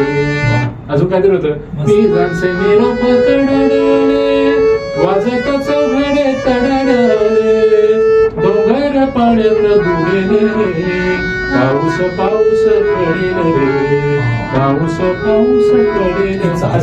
ही अशीच मला सुचलेली आहे तुमची. तसं बाबू बोरकरांची कविता आली. आणि ह्याच्यात ना मला असं वाटतं माझ्या बायकोचं कॉन्ट्रीब्युशन खूप आहे. ती क्लासिकल म्हणजे शिकते, ती पूर्वी संगीत नाटकात काम करायची. तर आता मी काही रियाजाला बसत नाही पेटीचा, कारण माझा ते क्षेत्रच नाही आता मध्ये. पण ती जेव्हा रियाज करते तेव्हा काहीतरी असं काहीतरी मिळतं आपल्याला, प्रेज वगैरे मिळते. अशी एक चाल सुचलेली मिळेल. सरी वर सरी आल्या ग, सचेल गोपी झाल्या ग, सरी वर सरी आल्या ग, सचेल गोपी झाल्या ग, गोपी झाल्या भिजून चुंबती, कापती कदंबनी, मना मना तुला काळंग, तनु प्रमाज विचारनंग, पाहे चिटकी झाल्या ग, सरीवर सरी आल्या ग, सरीवर सरी आल्या ग, सचेल गोपी झाल्या ग, अंबर अंबर वारा ग, गोपी दुधाच्या धारा ग, दुधात गोकुळ जाय बुडून, अजून आहे कृष्ण दळून, मी तू पण सारे विसरून, आपणही जाऊन मिसळून, सरीवर सरी आल्या ग, दुधात धरून ग, सरीवर सरी आल्या ग, सचेल गोपी झाल्या ग, सरीवर सरी, सरीवर सरी, सरीवर सरी आल्या ग. वा वा वा वा, लक्षात नाही काय पाठांतर. बापरे, खरंच म्हणजे गॉड गिफ्ट, म्हणजे खरंच छान छान. पण असं तुमचा कार्यक्रम कधी असतो, अजूनही चालू आहे का? मी, माझी बायको, एखादा गायक म्हणजे कधी कधी असा घेता पण हो. आणि याला नाव किंवा बोलायचं काय बोलायचं, मानवंदना म्हणून एक कार्यक्रम. ओके. म्हणजे राम गणेश गडकरी कुसुमा, जसं आपल्या ऑडियन्स मधले कोणाला जर असेल काय म्हणून, म्हणजे काय असतं त्याच्यामध्ये एक सारांश. मानवंदना म्हणून एक कार्यक्रम आहे ज्यामध्ये मी, माझी बायको कल्याणी, कधी ओंकार प्रभू गटे, कधी आयडिया सारेगमप मधला मयूर सुकाळे असतो, एक तबलजी असतो, माझा मुलगा, आणि पूर्वी प्रदीप पटवर्धन पण असायचा, आता नाही आणि विजय गोखले, विद्याधर गोखलेंचा मुलगा, प्रसिद्ध नट, आपल्याला तो माहिती आहे. आम्ही राम गणेश गडकरी, कुसुमाग्रज, विद्याधर गोखले, बाळ कोलटकर अशा कितीतरी नाटककार, गीतकार, संगीतकार यांच्यावर आधारित, आणि एक 50-60% कॉमन आहे कार्यक्रम, पण रोज काही ना काहीतरी बदलत असतं. त्याच्यात हे सगळं सुरू झालं. वेगवेगळी गाणी आणि पाठांतर तिथेच आहे. म्हणजे आता आचार्य अत्र्यांचं जे आहे ते अत्रे साहेबांची भाषा फार श्रीमंत, म्हणजे ते काही मला झेपणार नव्हतं, पण मला त्यातलं जेवढं झेपलं तेवढं आम्ही ऐकवतो. केवळ लोखंडाच्या नेफातून उतरलेल्या शाईनं जाड्या भरड्या कागदावर लताचं अभिवादन करणं म्हणजे एखाद्या अप्सरेच्या मृदुल चरणकमलाखाली गोंडपाट्याच्या पायगड्या यंत्रणेतकं विशुभित आहे. लताच्या प्रतिभेला साजेसं अभिवादन करायचं असेल तर पहाट काळची कोवळी सुवर्ण किरणं दवबिंदूंमध्ये भिजवून कमलतंतूच्या लेखणीनं फुलपाखराच्या पंखावर लिहिलेलं मानपत्र तिला गुलाब कळीच्या करंडकातून अर्पण करायला हवं, असं काहीतरी त्याच्यात असं ते ऐकवतो. किंवा रंगभूमी आणि प्रेक्षकांच्या मध्ये धगधगीत दिव्यांची अग्निरेषा असते. नाट्यसृष्टीची कमाल मर्यादा ओलांडून प्रीतिविवाह सत्यसृष्टीत उतरला की त्याचे पोरकडे निम्मेदारांना सुद्धा पाण्याच्या लायकीने नसतात. हे आपले राम गणेश गडकर असं म्हणजे असे किस्से आणि सगळं असतं. धमाल प्रोग्राम असेल, मज्जा. हा साधारण 2.5-3 तासाचा 2-1 तासाचा. मग माझा मुलगा आणि विजय गोखले ते बाळ कुलटकरांची कविता, म्हणजे एक कविता हा एक कविता तो लाटे मागून लाट धावते तरी ही साठा संपेना पाप धावते पुण्यक्षेत्री परी किनारा भेटेना काळ कावळा रांजण भरतो खड्या मागून पडे खडा, असं हे झालंय की तो तिकडनं काहीतरी दुसरी एखादी ऐकतो. म्हणजे असं गाणं कविता असं तिन्ही मिळून वाव. आता बुकेस म्हणजे असणार पूर्ण मस्त मस्त हरायला पाहिजे. येस. मला विचारायचं आहे की एक किस्सा मला आता 1965 मधला कोल्हापूर, तर तिथे साधारण फिरता रंगमंच मी लिहून ठेवलेलं होतं. हा विचारायचा किस्सा बघा, तुमच्याकडूनच ऐकलेला.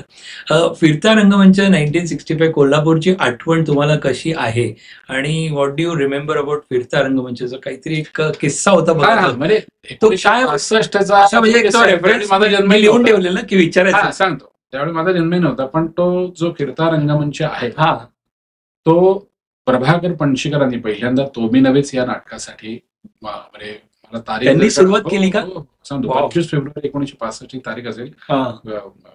कोल्हापूरच्या त्या एका हायस्कूलच्या ग्राउंडवर तो झाला होता. आणि आत्ता हे टेबल आहे, गोल आहे. आता जर का आपण इमॅजिन करा की हे असा हा अर्धा भाग, ओके, इथे कोर्ट सीन लागतोय, राईट, आणि मागे ते जे प्रवेश असतील जे काही ते असतील, आणि हे जर का फिरलं तुमच्या समोर फिरलं तर कसं दिसेल. खरंच. तर ते प्रभाकर पणशीकर आणि त्यांच्याकडे रांगणेकरांकडे रांगणेकरांकडे जे त्यामुळे आपण नेपथ्याचे म्हणूया ते राजाराम चव्हाण म्हणून होते आणि म्हातबा मेस्त्री म्हणून होते. ओके. कोल्हापूरला. म्हणजे पणशीकरांच्या डोक्यात होते आणि काहीतरी चोर बाजारात जाऊन काय आपल्या गोट्याचा पण काचेच्या वरती आणले होते काहीतरी, असं एक पाठ ठेवला होता आणि सांगितलं की असं काहीतरी मला करून पाहिजे होतं. तर बऱ्याच जणांनी त्याला नाही हे शक्य नाही सांगितलं होतं. तरी जेव्हा कोल्हापूरला गेले तेव्हा त्या माधवा मेस्त्रीने सांगितलं की आम्हाला असं साधारण करून हवंय की फिरेल वगैरे. तर ते म्हणाले अच्छा, म्हणजे तुम्हाला बैलगाडीचं चाक करून हवं. बैलगाडीचं चाक आपण जर का खाली तर ते तसं कसं दिसत फिरेल, तसाच्या तसा फिरता रंगमंच हा हे केला होता. आणि मी इतकं ह्यांनी का सांगू शकतो, कारण आमच्या बॅकस्टेज वाल्यांबरोबर त्या फिरत्या रंगमंचाच्या आपण पाकळ्या, म्हणजे लोकांना समजायला सोपं त्याच्या पाकळ्या असायच्या अशा त्रिकोणी, त्या ऍक्च्युली मी खांद्यावरनं उचलून त्या फिरत्या रंगमंचाला लावलेल्या आहेत. तो जो मधला, ते पूर्वी आमचे बॅकस्टेज वाले म्हणायचे मधला गट्टा उचल की, गट्टामध्ये काय त्याचं वजन जवळजवळ 70-80 किलो होतं. आणि ते अगदी म्हणजे आत्ता जर का मला कोणी सांगितलं की फिरता रंगमंच तो पणशीकरांचा लावून दाखव, तर तो जर का इथे आणून ठेवला सुटला तर तो मी तुम्हाला अगदी व्यवस्थित प्रॉपर तो लावून दाखवू शकतो. इतक्या वेळ ते काम मी तिथे केलेलं आहे. अभिनय फ्रंटवरती नाही, बॅक स्टेज पण गोष्टी. म्हणजे पाचल नावाचं एक गाव आहे, म्हणजे पाचल नावाचं राजापूरच्या इथे, तिथे आमचा तोमेनेचा प्रयोग होता. आणि म्हणजे शेतातला प्रयोग तुम्हाला खरं सांगतो मी, पणशीकरांनी कुठे प्रयोग नाही केले. शेतातला प्रयोग, तिथे काय नाट्यगृह आहे ना, जसं आपलं गडकरी रंग आहे शिवाजी मंदिर, असं काही नाही. तर शेतामध्ये असं ते लाकडी हे उभं केलं होतं स्टेज, आणि त्याच्यावर हे लावायचं होतं. पण त्या दिवशी अडचण अशी होती की त्या जिथे शेतात मंच उभा केला होता तिथपर्यंत बसच जाऊ शकत नाही, म्हणजे रस्ताच नाहीये. कारण बरोबर थोडासा एक छोटासा ओढा वगैरे आणि तिकडे ते शेतात. तर पणशीकरांनी बॅकस्टेजवाल्यांनी विचारलं की काय रे प्रयोग करायचा का, होणार का? वाहतूक येणार आहे. म्हणजे वाहतूक म्हणजे काय, तर बस साधारण इकडे उभी आहे, मध्ये तो छोटासा ओढा आहे, तिकडे पुढे त्या शेतात आम्ही सगळ्यांनी प्रॉपर खांद्यावर सगळं घेऊन ज्याला जे शक्य आहे कोणी पेट्या घेतल्या, कोणी. तर मी ते हे सगळं घेऊन तिथे आम्ही प्रयोग केलेला आहे. वाव, काय आठवणी असतील ना तुम्हाला. खूप आठवण आहे त्याच्यामध्ये. मला तुम्ही सांगितल्यानंतर मला कॅप्टन त्यांचं जे काम होतं आणि त्यांची जी एंट्री विंग मधून कॅप्टन अशोक परांजपे. अशोक परांजपे, मी आणि आवाज असा जबरदस्त, आणि तुम्ही काहीतरी ते पूर्ण म्हणजे असं होतं 2 मिनिटं फाटकन असे येतात ते, आणि झपकन इकडे यायचं 2 लेवल त्या विंगीत झोम. आणि आणि तुम्ही ते सांगितलं पायाचं पण त्यांना काहीतरी खूप हेवी डायबिटीस. म्हणजे असं काय आपल्याला समजा काही लागलं तर आपल्याला कळतं ना, हो. ते त्यांना समजा काही लागलं त्यांना कळायचं नाही, इतकं हो. तुमचं हेवी डायबिटीस. त्यांच्या अक्षरशः म्हणजे अंगठ्याचं नख गेलो होतं असं म्हणलं तरी झालं, इतकं झालं होतं. पण त्याच्यातही त्यांनी ते शूज घालून कॅप्टन अशोक परांजपे गुडघ्यापर्यंत त्यांचे ते सॉक्स, तो पांढरा नेव्हीचा एवढा मधले असं करून, तर ते नेहमी म्हणायचं की ते लागलं हे विंगेत असेच. तो एकदा आत आपण गेलो की ते अशोक परांजपे लागलेलं नसतं म्हणाले. अशोक परांजपे जायचं. काय किती इन्व्हॉल्वमेंट, म्हणजे महान कलाकार म्हणतो आपण. तसं तो ट्रेनचा किस्सा सांगा ना आम्हाला. तुम्हाला एका विंग मध्ये, म्हणजे एका कंपार्टमेंट मधून दुसऱ्या कंपार्टमेंट मध्ये तुम्ही जात होता, टीसीने पकडलं विद्याधर गोखलेंचं. आमचं प्रेयसी ते परमेश्वर. मी खूप इम्प्रेस झालो त्या गोष्टीवर. प्रेयसी ते परमेश्वर आमचा म्हणजे गोखले अण्णांनी लिहिलेला कार्यक्रम. आमचे कानपूर आणि लखनौला म्हणजे हे होते कार्यक्रम होते, आणि मी गोखले अण्णा, मधुवंती दांडेकर, भोजराज साळवी तबलजी आणि अण्णांचा नातू ओंकार दादरकर, तो भोपाळला येणार होता. तर आम्ही निघालो होतो आणि पुष्पक एक्सप्रेसने, आणि अण्णांचं वेगळ्या डब्यात ते हे होतं, आणि आमचं मी मधुवंती दांडेकर आमची तिकडे वेगळ्या डब्यात होती. तर आम्ही आमचं सामान ठेवलं, मोबाईल नाही ना 96. तर मी मधुवंती दान म्हटलं की मी अण्णांना सांगून येतो, आम्ही आपण म्हणतो ना सेटल, आम्ही सेटल झालेलो. तर तिकडे जाताना मला टीसी पकडलं, शर्मा का वर्मा असं काहीतरी नाव होतं, आणि आपलं जे तिकीट असतं ते मधुवंतीबाईंकडे होतं, आणि तिकीट माझ्याकडे त्या स्पॉटला माझ्याकडे तिकीट नव्हतं म्हणजे. ओके. तर मी सांगितलं की अहो असं आहे, आणि आमचे गुरु म्हणजे आपण म्हणतो तिकडे बसलेत, कोण आहे वगैरे, त्याने विचारलं. मी विद्याधर वगैरे. तर तो माझा तिथपर्यंत आला होता. मी खरं दंड भरायला म्हणलं नाही. मग तिथे गेल्यावर हे विद्याधर गोखले असं झालं, आणि बोलण्यात त्यांच्या म्हणजे हे कळलं की अण्णा हे म्हणजे ते हे पण होते ना, म्हणजे खासदार सुद्धा होते. तर मी तिथेच बसलो. तेवढं मी गाडी फक्त चेक करून येतो, काहीतरी कसारा परत काय इगतपुरीपर्यंत जो त्यांनी ती गाडी चेक केली, आणि तो गोखले अण्णा जिथे येऊन बसला त्यानंतर जवळजवळ भुसावळपर्यंत गोखले अण्णा बोलत होते, आणि हा एखादा शिष्य कसं बसून ऐकतो असं ते टीसी त्यांचं उर्दू काय अवधी भाषा असेल ती काय, त्यांची शेरो शायरी असं म्हणजे. आणि अण्णा म्हणजे तुम्हाला सांगतो, एखादं असं व्हायचं की एखादी त्यांना मराठी सुचलंय की ते लगेच त्यांना काहीतरी संस्कृत मध्ये सुचायचं, त्याच्यावर काहीतरी त्यांचा एखादा उर्दू शेर काहीतरी यायचाच, आणि काय काय काय काय कुठून म्हणजे माझ्या सगळं डोक्यावरून गेलं, कारण काही कळतच नव्हतं त्यावेळेला. पण एवढंच कळलं की आमचे अण्णा खऱ्या अण्णा एक वेगळा. पण एवढं जे काही रसायन म्हणा किंवा त्यांना एवढं संस्कृतचं नॉलेज, उर्दूचं नॉलेज किंवा आणखीन, हे कशामुळे? ऍक्च्युली वाचन आपण म्हणजे मला ते नेहमी सांगितलं, रोज काही ना काहीतरी वाचायला पाहिजे आपण. ते मी पाठांतराने म्हटलं ना, ते पण ते अण्णानेच सांगितलं की पाठ पण पुष्कळ पाहिजे आपल्याला. माणसा तसला ऐकायचं होतं. विसरू नको, कधी नटीच्या प्रेमामध्ये पडू नको, धडपडू नको, वरोवरचा तो मेकअप सुंदर, लाडिक लाडिक ते न खरे, मधुर हसणे मधुर बोलणे, कलावतीचे मुळी न खरे, नाटकात होऊनी भामिनी, जरी ती बरी ते धैर्य धरा, मनात म्हणते लक्ष्मी धरा रे तुझ्या सवे संसार. असे एक काय किंवा पंडितराज जगन्नाथ की आपण संगीत क्षेत्र आणि इतर क्षेत्रामध्ये राग येणं फार वाईट, पण आमच्या संगीत क्षेत्रामध्ये राग येणं फारच चांगलं. इतर क्षेत्रामध्ये खटके खटकतात, पण आमच्या संगीत क्षेत्रामध्ये खटक्यानेच बहार येते. इतर क्षेत्रामध्ये लय म्हणजे बरबादी, पण आमच्या संगीत क्षेत्रामध्ये लय म्हणजे आनंदाची शहजादी. हे सगळं असं मी जे म्हटलं ना मानवंदना, त्यात विजय गोखले हे सगळं सादर. म्हणजे असं आम्ही ते सगळं, रे तुझ्या वाचून येथे काही अडणार नाही, रे तुझ्या वाचून दुनिया दीनही होणार नाही, तानसेना वाचून किंवा सदा रंगा विणा मैफिल या जगाची रंगली केव्हाच ना, कोण तू तुझं वीणा बंद हे पडणार नाही, रे तुझ्या वाचून काही येते. असं ते क्या बात आहे, क्या बात आहे. आणि ती पुस्तकं पण तुम्हाला काहीतरी हो, gift मला केली. ते शेरो सुद्धा त्यांची ती सगळी उर्दूची होती ना, ती सगळी पुस्तकं माझ्याकडे आता ती वा, वा, वा. ठेवलेली आहे. काय बात आहे, अर्थात किती मी उर्दूचा काही एवढा अभ्यास करत नाही, पण नाही, एक ते माझ्यासाठी तो आहे ना, आहे. एक हा. ठेवा आहे ना तो पण आणि अण्णांचा तुमच्याकडे. आशीर्वाद. हो, एक्झॅक्टली. म्हणजे आपल्या बरोबर आता मी सिम्पल एक पेटी सांगितली, पण एक आपलं सेंटिमेंट एक कनेक्ट आहे, होत आहे. तसे. तसा पणशीकरांनी मला आशीर्वाद दिला. कट्यारचा जो ऑर्गन आहे, हा, तो कट्यारचा ऑर्गन मला म्हणजे पणशीकरांच्या आत्मचरित्रामध्ये तशी नोंद आहे की तो ऑर्गन त्यांनी मला आशीर्वाद म्हणून दिलेला आहे. नंतर तो आम्ही मोहन वगैरे एक नाटक केलं होतं, बटाट्याची चाळ. त्या हो. नाटकासाठी मी घेऊन गेलो. नंतर पंतानेच एक नाटक केलं होतं, ओके. म्हणजे स्वरांगी मराठे प्रसाद सावकार त्या नाटकामध्ये. तर त्या नाटकासाठी मग तो ऑर्गन आम्ही घेऊन गेलो. वा वा वा. तो गोव्याचा एक किस्सा आम्हाला ऐकायला आवडेल. कुठला? जो जुवारी कुठला ब्रिज हा. बंद झालेला. म्हणजे गोव्यात म्हणजे आमच्या प्रेक्षकांना याचा प्रयोग होता तो अभिनवेचा. आणि प्रयोग संपल्यावर आम्ही पणजीहून म्हणजे कला अकादमीमध्ये प्रयोग झाला आणि तो प्रयोग संपून आमचं ना गोव्यामध्ये पणशीकरांची खासियत काय होती, त्यांचे ना त्या गावातले लॉजेस ठरलेले असायचे. म्हणजे आम्ही आता कोल्हापुरात दौरा असेल समजा 5 दिवसाचा, तर शाहूपुरी दुसरे म्हणजे व्यापार पेठेमध्ये हॉटेल गोविंदा म्हणून होता. ओके. तिथे आम्ही नेहमी राहायचो.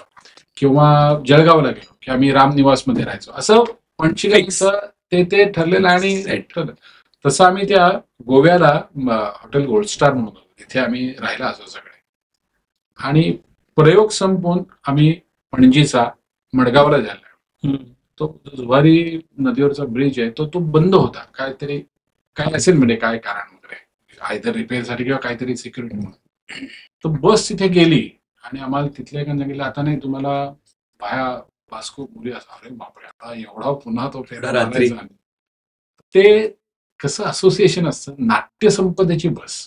म्हणजे एवढं ग्लॅमर होतं त्याकडे, चंद्रलेखेची बस, नाट्य संपदेची बस, की ही बस म्हणजे याच्यामध्ये हे कलाकार असणार. ही बस म्हणजे असं ते बघण्याचा दृष्टिकोनच वेगळा. ते त्यांनी असं पणशीकर असा. हा, गोवा ना, गोवा बरोबर. मला एवढं कळलं की त्यांना विचारायचं पणशीकर आहेत का. हा, तर तो आतमध्ये आला, पणशीकर झोपले होते आणि त्यांनी बघितलं तर त्यांचे जे कोण होते सुपिरियर, हा सुपिरियर कोण असतील ते आले, ते पंतांना भेटले. अमुक आहे. तर त्यांनी ज्यांनी आम्हाला अडवलं होतं त्याला सांगितलं जे बॅरिगेट्स असतात त्याचं ओपन कर. त्याची बाई ती पुढे, आमची नाट्य संपदेची बस मागे, तो पलीकडे सोडायची बस, ती पुन्हा लावायची आणि मग यायचं.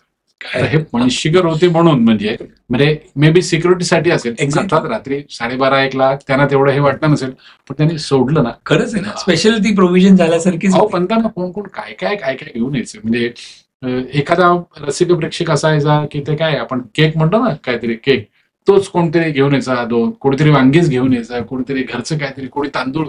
चंदगड आजरा भागात गेले ना की त्यांना त्याचा तो घनसाण नावाचा एक तांदूळ होता त्या भागातला. ओके. म्हणजे तो कोणतरी 5 किलो घेऊन आला. असं खूप शाली बापरे, किती शाली. म्हणजे एकदा तर असा इन्सिडेंट आहे, इथे ओशाळा मृत्यू नाटकाचा प्रयोग होता आणि शिवसेनेच्या शाखेने तो आयोजित केला होता. आणि पणशीकरांचा औरंगजेबाच्या वेशामध्ये सत्कार झाला होता. पणशीकर म्हणाले पहिल्यांदा झाला शिवसेनेचा म्हणजे आयोजित प्रयोग आणि औरंगजेबाचा. म्हणजे हे सगळं गमतीने असतं, पण अशा खूप गमती घडल्या. जसं सोमेश्वर सहकारी साखर कारखाना आहे, तर तिथे आमचा अश्विनी झालीपल्ले नाटकाचा प्रयोग होता. आणि त्या नाटकात तात्या आरोळे ही भूमिका करणारे आमचे आप्पा गजमल, त्यांनी असं ते पुरुषोत्तम धार्वेकरांनी त्यांना बेरिंग दिलं होतं की एक शब्द काढून तो शेवटी ठेवायचा.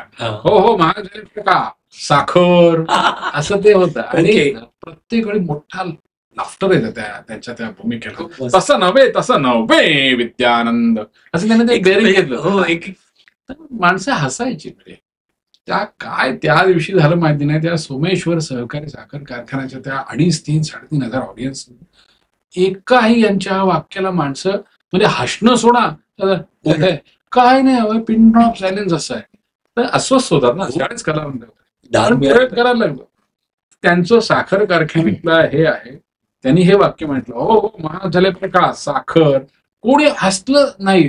तर त्यांच्या बाजूला मी श्यामची भूमिका त्यावेळेला करायचो. तर ते म्हणाले, अहो शामराव निदान तुम्ही तरी हसा. आणि आम्ही सगळे स्टेजवर पडलो. म्हणजे कधी कधी येस येस असं करून घेऊन जायला लागतं. असं नाही, कलाकाराला दाद ही मिळाली पाहिजे तरच आपण पुढे पुढे जातो. खूप अशा खूप म्हणजे अनंत पण आठवडे तुमच्या ह्या आता निवेदनाच्या क्षेत्रामधलं जस्ट आता हळू वळून दुसऱ्या टॉपिक वरती किंवा की निवेदनाच्या क्षेत्रामधून तुम्हाला शिकायला असं काही दर खेपेला एक नवीन एक्सपिरियन्स असेल, पण एक मोठा एक्सपिरियन्स असा कुठला एक निवेदन करण्याचा मौका म्हणा तो कसा मिळाला किंवा तुम्हाला आठवणीच तर असं प्रचंड खूप असतील, म्हणजे पण एखादा ज्याला आपण खूप मोठी संधी म्हणतो, हा अशा खूप मोठ्या संधी मला मिळाल्यात म्हणजे निवेदनाच्या क्षेत्रामध्ये. म्हणजे आता एक दीड वर्षापूर्वीची गोष्ट सांगतो. म्हणजे नाव सांगितलं तरी तुम्ही पुढे काय आता विघ्नेश विषय लक्षात आला म्हणाल ते म्हणजे अशातही गोष्ट मी ते लिहिलेलं आहे त्यांची मुलाखत घ्यायची मला इंस्टाग्राम वरती आहे. मी म्हटलं तेच म्हटलं ते कशी झाली. मंदार कर्णिक आणि ज्याच्या संस्थेला आता 35-36 वर्ष पूर्ण झाले तो जीवनगणित आमचा प्रसाद महाडकर. म्हणजे त्या दोघांमुळे मला ही संधी मिळाली. म्हणजे या दोघांकडे मी वेगवेगळ्या कार्यक्रमांसाठी निवेदन करतोच नेहमी. म्हणजे काय बाबूजींची गाणी असतील, खळे रजनी असेल, असे काही कार्यक्रम असतील. अच्छा त्याच्यात मी मंदार कर्णिक किंवा प्रसाद महाडकरकडे किंवा काय समजा एखादा काही पुस्तक प्रकाशन समारंभ असे काही तर मी निवेदन करतच असतो. तर ही जी संधी आहे त्याच्या आधी काही दिवस आशाताईंचं जे पुस्तक आहे स्वरूप, तर त्या पुस्तक प्रकाशनाला सुद्धा मीच होतो निवेदनाला. आणि त्याच्यानंतर डोंबिवलीला आपले IRBC म्हैसकर आणि त्या कार्यक्रमाला आल्या होत्या. त्यामुळे विघ्नेश आम्ही असा त्या कार्यक्रम ठरवतोय तर तू आहेस. म्हणजे मंदार आणि प्रसादनी सांगितली तारीख आणि त्याने ऑलरेडी तारीख सांगितली होती. तर फक्त मंदार काय म्हणाले की विघ्नेश आपल्याला त्यांना जाऊन इथं भेटावं लागेल. म्हटलं अरे निर्विवाद म्हणजे पूर्वतयारी नावाचा काहीतरी भाग असतो खरंच. तर मी त्यांना जेव्हा भेटायला गेलो बघा म्हणजे आपल्यासाठी देव येतात. लता मंगेशकर आशा म्हटलं आपण काय त्यांच्या पुढे बोलणार. एका वाक्यात आशा त्यांनी मला रिलॅक्स म्हणतो ना आपण केलं. त्यावेळेला विघ्नेश तुम्हाला पाहिजे ते विचारा. क्या बात आहे. मला काहीही आठवून सांगावं लागत नाही. वाव जे पोटात आहे तेच पोटात आहे. मी काहीही कपोल कल्पित किस्से म्हणतो ना खरंच काहीही करते. जे घडले ते सगळं मी खरं सांगते. त्यामुळे हवं ते विचारा. पण तरीही आम्ही कारण सरते शेवटी कोणाचीही मुलाखत घ्यायची असली तरी मी तयारी करतोच म्हणजे. आणि इथे तर प्रश्नच नाही. हा प्रश्नच. त्यामुळे मी तयारी केली होती की काय काय साधारण मुद्दे. तर त्यांनी म्हणजे असा कुठलाही मुद्दा त्यांनी सांगितलं विघ्नेश हा मुद्दा मला पटला नाही.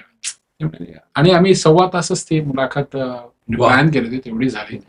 आणि जमलं तर मी तुम्हाला तो व्हिडिओ प्लीज तुम्ही आपल्या पॉडकास्ट रसिकांना ऐकवा.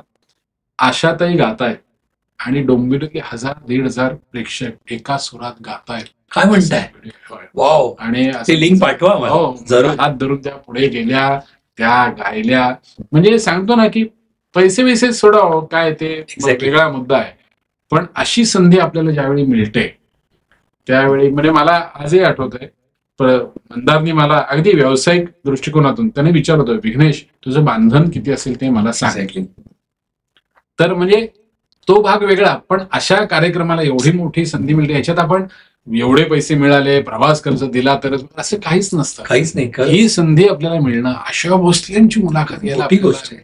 आणि आपल्यासाठी तो एक आयुष्यातला एक काय म्हणतो ठेवा माइलस्टोन आहे तो. हा माइलस्टोन मोठा.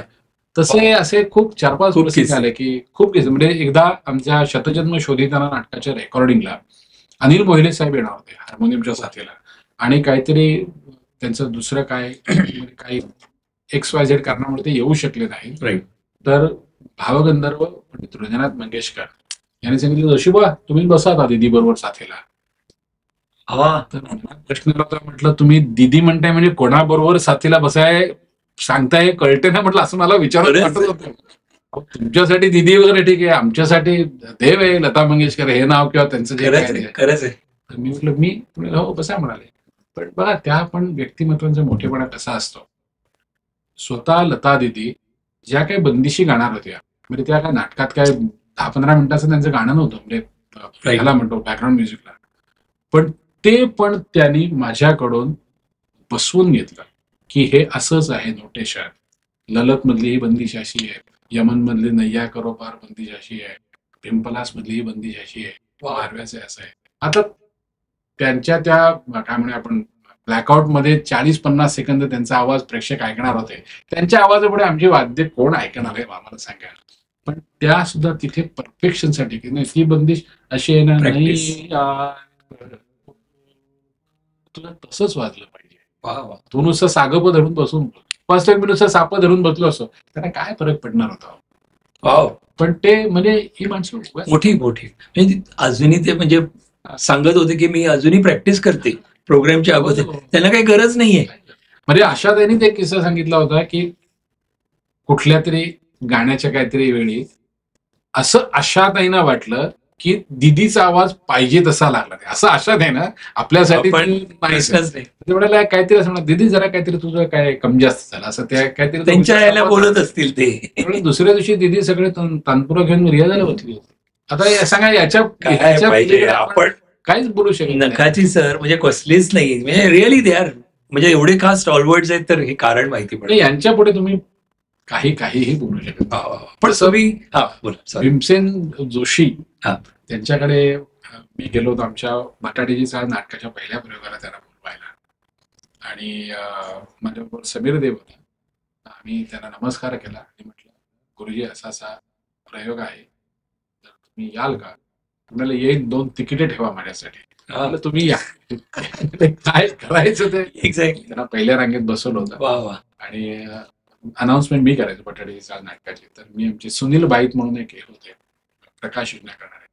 त्यांना म्हटलं आज थोडासा एक 15-20 नियम बदलून एक फोको लाईट असतो ना तो असा त्यांच्यावरती. आणि मी अनाऊन्स केले होते की महाराष्ट्राचं काय लाडकं व्यक्तिमत्व पु ल देशपांडे यांच्या बटाट्याच्या चाळीतील चाळकऱ्यांना आशीर्वाद देण्यासाठी काहीतरी स्वरभास्कर भीमसेन जोशी असं आता. आणि तो असं सपकन त्यांच्यावर गेला. मोहन वाघाने भीमसेन जोशींच्या उंचीचा हार करून आणला आणि तो आम्ही त्यांना खायला घातला. म्हणजे भीमसेन जोशी शांतपणे बसलेले आहेत, पांढरा लेंगा जब्बर त्यांचा शूज, आणि अख्खं ऑडिटोरियम उभं राहून साधारण 1 मिनिटभर टाळ्या वाजवत आहे. मला असं वाटतं याच्यापेक्षा काय प्रसन्न तुम्ही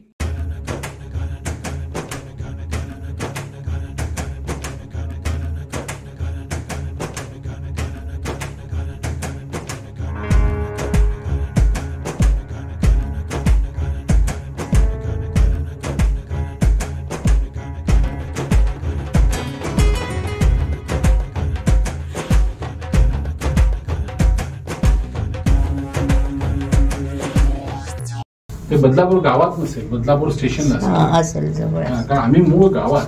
ओके ओके. जे बदलापूर गाव आहे म्हणजे जिथे छत्रपती शिवाजी महाराज सुरतकडे जाताना 2दा थांबले होते असं अशी नोंद आहे. म्हणजे खरं खोटा ते त्यावेळेस माहिती आपल्याला. तर तिथलं ते एक बदलापूर गणपतीचं देऊळ जे आहे ते. अच्छा अच्छा. पण बदलापूरवरून वांगणी म्हणतात ते जवळ आहे. Next station. माझ्या आज मुलाला सांगितलं होतं कॉलेजला जातो, म्हटलं तुझा भूतकाळ आणि भविष्यकाळ मी आणि आजोबा होतो. तुम्हाला म्हणजे काय म्हटलं, भूतकाळ अशासाठी सांगतोय की आपल्या आजोबांनी आयुष्यभर रोज 5 तास प्रवास करून नोकरी केली. सकाळी 8:32 त्यांना बदलापूरून गाडी असायची. ते जेवले झोपले की पुन्हा सकाळी 5:30-6ला आमच्याकडे गाई म्हशींचं वगैरे सगळं होतं. ते धार काढून पुन्हा 8:32 लोक बदलापूर. ऑल इंडिया रेडिओला कामगार सभाला लाईव्ह कॉम्पेअरिंग करायचो. हो संध्याकाळचं 6 वाजता म्हणजे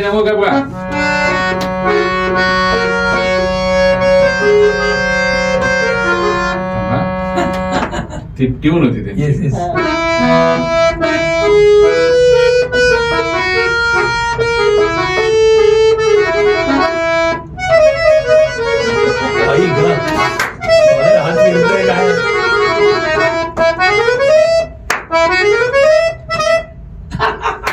खरंच समोर आलं असतं. म्हणजे तुझ्या याच्यावर आम्हाला अशा ज्या वैयक्तिक प्रतिक्रिया आहेत त्या काय आहेत माहिती का, तू शिकवत नाही हाच तुझा सगळ्यात मोठा प्रश्न. मला सांगा ना. आज रात्रीच आहे, आज उद्या परवा काही काही गोष्टी ना म्हणजे संत ज्ञानेश्वरांनी सांगितलं त्याप्रमाणे सहजची निटू लागला. काही काही गोष्टी शिकायच्या नसतात, काही काही गोष्टी आत्मसात करायच्या असतात. म्हणजे जसं नसरुद्दीन शहा सांगतात की अभिनय शिकवता येत नाही पण अभिनय शिकता येतो. तसं मी सांगतो की माझ्या निवेदनाच्या सूत्र जे आम्ही कार्यशाळा घेतो मी शिकवत नाही काही, मी माझे अनुभव सांगतो. पु ल देशपांडेचं फार छान वाक्य की कोणी कोणाला आयुष्यामध्ये ना शिकवू नये, आयुष्यामध्ये एकमेकांना आपले अनुभव सांगावे. पण मग तुम्ही म्हणजे जे असतात त्यांना काही बोलायला लावतात? हो, सगळं आमच्याकडे गप्पा, म्हणजे विद्या तुमच्याकडे पुष्कळ पाहिजे. हो, ती आणि तुमच्याकडे दिसली अगदी. मी ऑलवेज परांना म्हणते की हे असं नुसतं बोलत नाहीये, फक्त मराठी येतं, मलाही छान येतं बोलता, पण ते वाचन आणि ते जे आहे ते जोडका की म्हणजे कशावर आपण बोलतोय. निवेदकांनी उत्तम लिसनर पण असलं पाहिजे. आता हे सगळं त्यांचं सांगत होते तुम्ही ऐकत होतो ना. मी मस्त वरण भात आणि छान स्वयंपाक. हा प्रश्न विचारा. आपण जास्ती आणखी गप्पा मारत नसे इतक्या. मला तुमचा मी आता विचारा त्याच्यामुळे. पण म्हटलं सगळे खुश राहू दे, कुठे पॉसिबल नाहीये माहितीये, पण तरी तो माझा प्रयत्न हेच आहे. मी माझी इच्छा तर व्यक्त करू शकतो. हा, मी माझं रेडी. नमस्कार मित्रांनो. येस,